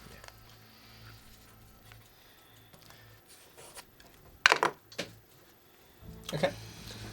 I will put my best smile on for Edmund, even if it is a little strained. So thank you again so much. Anytime, Benjamin. And I'll be sure to drop that copy around to you soon. As soon as you can. And then I will take my leave. He leads you towards the door and then he holds it open for you and then you step out. And then you look back at him and he offers you a smile and a nod and then pulls the door to and closes it. And although you travelled the length of the room feeling good, now there's that thought in your head. And for the life of you, it will not go away. And all of a sudden you are comparing every piece you could ever recall doing, and you're comparing it to this other piece, unfavourably. And then you think, despite yourself, if you've seen these floors, Edmund certainly has. What are you doing? For a moment, I will re-push my hearing to a heightened level, and I will listen in case. Because what he imagined in his thing is that, of course, that now the door is shut, they'll be back to like laughing and having a wonderful time without him being there. So he will listen for the sounds of anything like that, just for a few moments. And if he hears something, then he might stay, and if he doesn't, he'll go. Wits plus awareness. Why did you do this to yourself? It goes with the territory. Sorry, wits plus awareness, did you say? And... Are you kidding me? 2 successes. Maybe that's for the best. 2 successes. Yeah. Okay.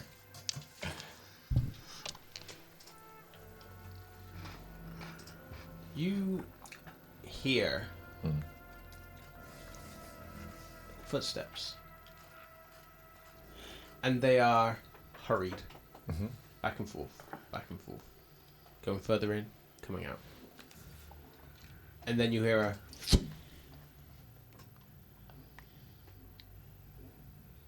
and then you hear laughter, soft laughter, feminine laughter, and then you hear another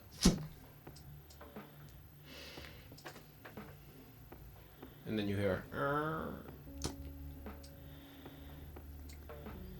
and then you hear not from the building but beyond the building.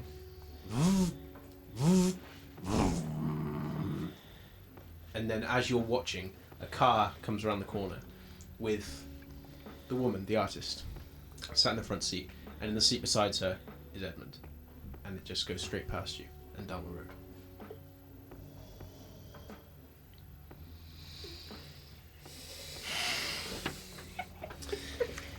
Do I think it was Edmund's car or her car?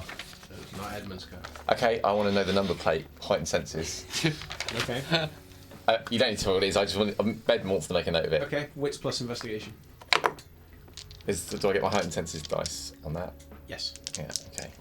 Wits. How you've been wrong, you can get 4 more dice, you're not going to get enough successes. Hang on a minute. 1, 2, 3, 4... 3 successes. It doesn't take you too long to find the number plate. The way that she takes the corner, you'll first notice the details of this red car. And it's not an amazing car. That's the very first thing that leaps out to you. It's not a very pricey car. In fact, it looks like the kind of car that someone gets because they can't afford anything better. Oh, I know what that's like. And then you note the number plate. And it sticks in your mind just as permanently as the realization that her work is so much better. And then it turns the corner and they're gone. And the one last thing that you pick up on as it goes around the corner is the soft, pleasing tones of Benjamin, whispered, not to you, but to her. And he takes the corner. Do you mean Edmund? Edmund, apologies. Yeah. Towards her. Okay. What did I say? You said Benjamin. Oh, apologies. Edmund. I towards her. will hold all of those things in my mind, weighing up possible futures, and go back to my car and go back to the cross Come towns. tell me all about it. You drive with perhaps a little more speed than you're normally accustomed to. I mean, with your emotions flaring as they are, and the fact that you still can't quite bring yourself to look in that. Oh yeah, no, rearview look in the mirror. You are Poor guy. racing back towards the cross hands. And when you finally do get there, the doors are locked. So you put in your key, unlock it, and step in to the lobby. The light's still on, but you can't hear anything beyond the snoring of Mrs. Morosky. So I think everyone else is out. There is more than just her snoring. That everybody that's in there is asleep. Well, So given that you kindred don't snore, you're guessing that your coterie still out. Okay. Well, I guess I will go up and have a look at this painting that I've been working on. That I was very pleased with, but I assume now I'm feeling like... Riddled with flaws. Okay. like petrol on water. You can see it all. Okay. I'm gonna. I had this urge to put the creature into the painting. That was the thing that I was being alluded to. Maybe that's the thing. Maybe that's the thing he thinks. Maybe I just haven't had sufficient motivation. Maybe that's what it is. I'm going to have to prove to Edmund. So what I'm going to do is I'm going to get up my paints and I'm going to try and do this thing and I'm going to rouse and try and do a painting check. I'm not trying to like rush it, but to do the next bit of work. Okay. And wait for the coterie to come back. Okay. Make your check and then rouse. Okay. 2. It's a bit. Oh, actually, yeah, I got an extra dice. I'm spending a point of willpower. Oh my god, you haven't had the luck, have you? I have not had the luck this session, but that's fine. It's fine. Okay, that's 1, 2, 3, 4, 5 successes. Nice. Whether due to motivation or just the fact that you are now seeing these flaws clearly and trying your best to circumnavigate them, you put paintbrush to page and it comes alive in your fingertips in a way that you remind yourself every brushstroke Edmund will like. Yes. Edmund will like. Yes. And then he'll forget this like floozy or whatever, yeah. And you continue working and everything fades away to you until finally you hear Just gonna make my rouse roll. Yay! Nice. Decent. Okay. It's Katia. As soon as I get into the lobby, I am going to wait until I hear Moses and Jim re-arrive into the basement room. As in, I'll probably go and loiter by the basement. Because in the day, I still can't get in unless Moses is there. So I am loitering, my foot kind of tapping a bit. I will probably drift down if I've heard someone come back in. I mean, it's getting very late at this point. I mean, you are now easily into Friday. But you've got enough time left that you're not really worrying too much. The fact that they're not back yet. But then as the minutes kind of culminate, there is the slight pang as you feel your limbs begin to get heavier. And then finally you hear the noises from down below that suggest they are both back. Where did you leave the body? Did you bring it straight back or did you leave it anywhere? No, right now it's in the tunnels. In the tunnels. Where crispy thin blood was left. Stashed, yeah. Our body stash location. Hey. As soon as I hear them re-enter the basement room, I would knock on the door. Yeah, I open the door. Thank you, Moses. I have to leave right now. I will deal with it first thing tomorrow evening. That's fine. I have to fix this. So I'll leave. If it becomes too late for me, I'll sleep outside. I'll have my phone if you need me. Okay. Before you go, could you put up on your screen just the archive or whatever of your recording of the lot of the lobby footage? There's some of past few days. There's something I need to check. I need to leave now. I cannot stay here and show you the last 5 days we've been out. But can it be done tomorrow night? First thing. Can I do first thing, but it will have to be done soon. All right. It occurs to you as Moses is readying himself, it's not that difficult a system that you could operate it on your own if you wished. I mean, he might take offense to that. But it's in my room, and I'm going out, so they're going out of my room. Yes, but this is occurring to him. He's not saying it to you. Oh, he okay. could sneak back in if he wants to. Okay. With. Yeah. He could try, yeah. Jim, before that, we need to talk. If I'm not stopped, then okay, let's go, guys, and then just grab my stuff, jacket, helmet, hop in the motorcycle straight to hers. Okay, so you take off heading towards Alice's. Okay, as he slips away, what are you three? You're still in your room, or have you stepped? Well, no, I said that when I heard her come back in, I was going to probably come down to see what's going on. So do I assume Moses is gone when I come down? Is that right? Location is up to you. Your room, or Benjamin's room, or even the roof. Hello. Oh, hello. We're just going to have a quick group conversation. All right. All right. Look at the roof. The roof? The roof? If you like.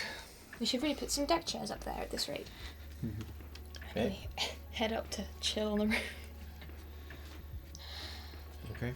So you head up. As long as it's a brief chat, I'm feeling like it's It will time be a to brief rest chat. soon. Just so you know, a young woman died tonight. Really? Yes, because of certain negligences on Oh. certain parties. Well, Oh, that's awful. I simply want to make aware. Jim, I offered to help you both hunt when it was not effective. I even offered my assistance in assisting with this matter of Sarah. Now, next time we're in a situation like we were today, you follow the plan and do not take foolishly what is not yours, or we could have avoided what happened. So please think before you bite. And this doesn't need to happen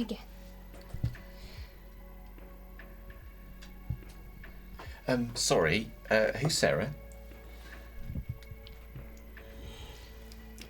I'm sorry, but this is a group issue now. Is she the one that died tonight? No, she isn't. Oh. But, as always, steps must be taken to ensure our anonymity. And you will probably need help in this regard. And we all possess skills that can help you because we are a unit and we have to work together in this, which means we think of the consequences of our actions and we think of the repercussions for each other before we go making stupid mistakes. Am I understood? And I know mistakes can be made, and yes, you are hungry, and yes, it's partially my fault that you weren't able to deal with that earlier. But that does not excuse the fact that a woman died tonight. Because of us. And that's all I wanted to say. Tomorrow, I won't retract what I said. I will help you. But I just wanted to make sure this is understood. We look out for each other and we think before we act.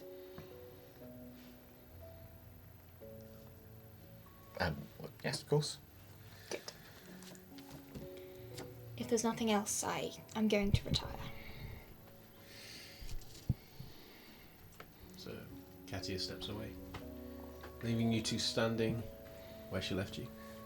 Well, looking at Jim, Benjamin is probably going to be thinking about leaving the roof pretty soon as well. But I will say, is there anything that you need, Jim? I need to make sure that what I need to show you tomorrow is done tomorrow. Right. All right. Well, then I will see you tomorrow. And I will slide away. Slides away, headed towards your... Yeah, I'm going to bed. Okay, Jim, you are now alone on the roof. Is there anything you want to do whilst you have the opportunity? He's going to pace and focus on controlling his anger. Okay. Did you want to try and do the security systems, or are you leaving it? After that, he'd probably break him. Okay. Okay. So you're just going to pace, or are you gonna retire? Yeah, but what? Just sweep out over the haven, just general lookout, and then retire when needed. Okay. Moses, you speed away on your bike, making towards Alice's. Okay. You know this place, this route, better than perhaps any other place in the city. It doesn't take you too long to get to hers, and it's a pretty run-down flat. Not in the inside, you know that she actually keeps it surprisingly well decorated. Well, not surprising, but it's, compared to the exterior, it's one of those block of flats that has room, kind of a maze of different flats. And you know that she lives several floors up. And you can tell which one's hers because she has very, very, very heavy curtains. And you know that she also has an area, one of the rooms that she's covered the windows for. It's not amazing as places go, but it is pretty much all that she could get, or all that she felt comfortable staying in. But it's high enough up that anybody walking the streets isn't immediately going to see a blacked out window and think, huh. So you make your way towards it and you buzz the bell. There's a few moments, and then there's just a spark of static suggesting that someone's put the thumb on the dial.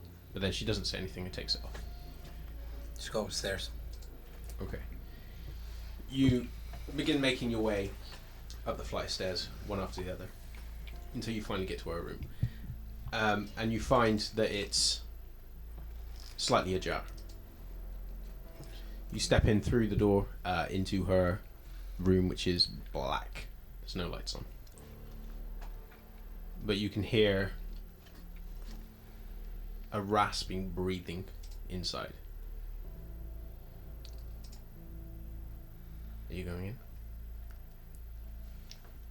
No light inside. No lights. Go in, shut the door behind me. Obfuscate one. Okay.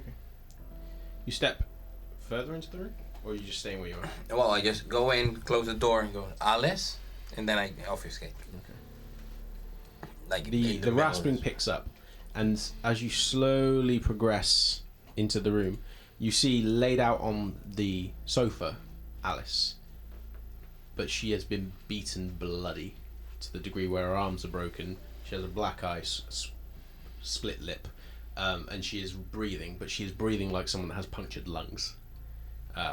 But she is responsive and looks over at you, but she looks like she's basically been gang jumped and had this living shit beaten into her. But she's still stable as you enter, and she slowly pulls herself up to right herself as you step through the door. And then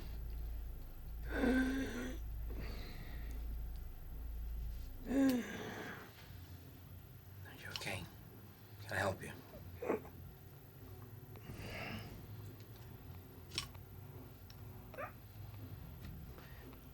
she grabs I help hold her of the... out. No, she pulls her arm away from you and just pulls No herself time to up. be proud. And pulls herself up into a standing position and slumps I help onto her the out, side. regardless of. I know she's gonna hate me for that, but right now I'm on a different mentality.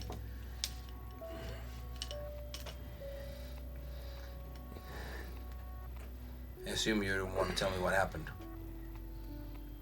It's nothing.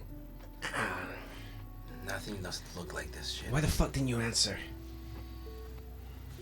Because I've been really busy, and this is probably I'm gonna tell you the craziest shit ever.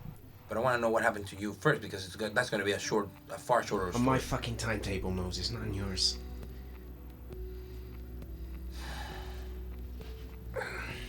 You want to get your mind out of the pain? What? There might be Sabat coming here. Oh, for fuck's sake. Okay. Now I got your attention. What happened? I had a disagreement. With? Deacon. Maldita sea, me cago en la madre serena. I needed to talk to Deacon. It's not the kind of disagreement that stops him from being able to speak to you, Moses. Okay, cool. Because if you think I'm not crazy, I need a conversation with Deacon that no one can know happened. Most conversations with Deacon, most people don't know about. I'm saying no one. That it would be just you, me, and Deacon. I don't know how the Anarchs work with their informants, but I am pretty sure there are more than a few Nosferatu. What's wrong? Why the sudden need to talk to him? Sabat, Alice. Well, who else have you told? Well, Plucky Jake and Constable Jacqueline. That's why it took me the fucking whole night to get here. Easy. her arm straightens, and you can hear the crack of bone. Also, as she starts setting I it. just got back from Reading tonight. It's between Reading and London that I found them. They're most likely Sabat.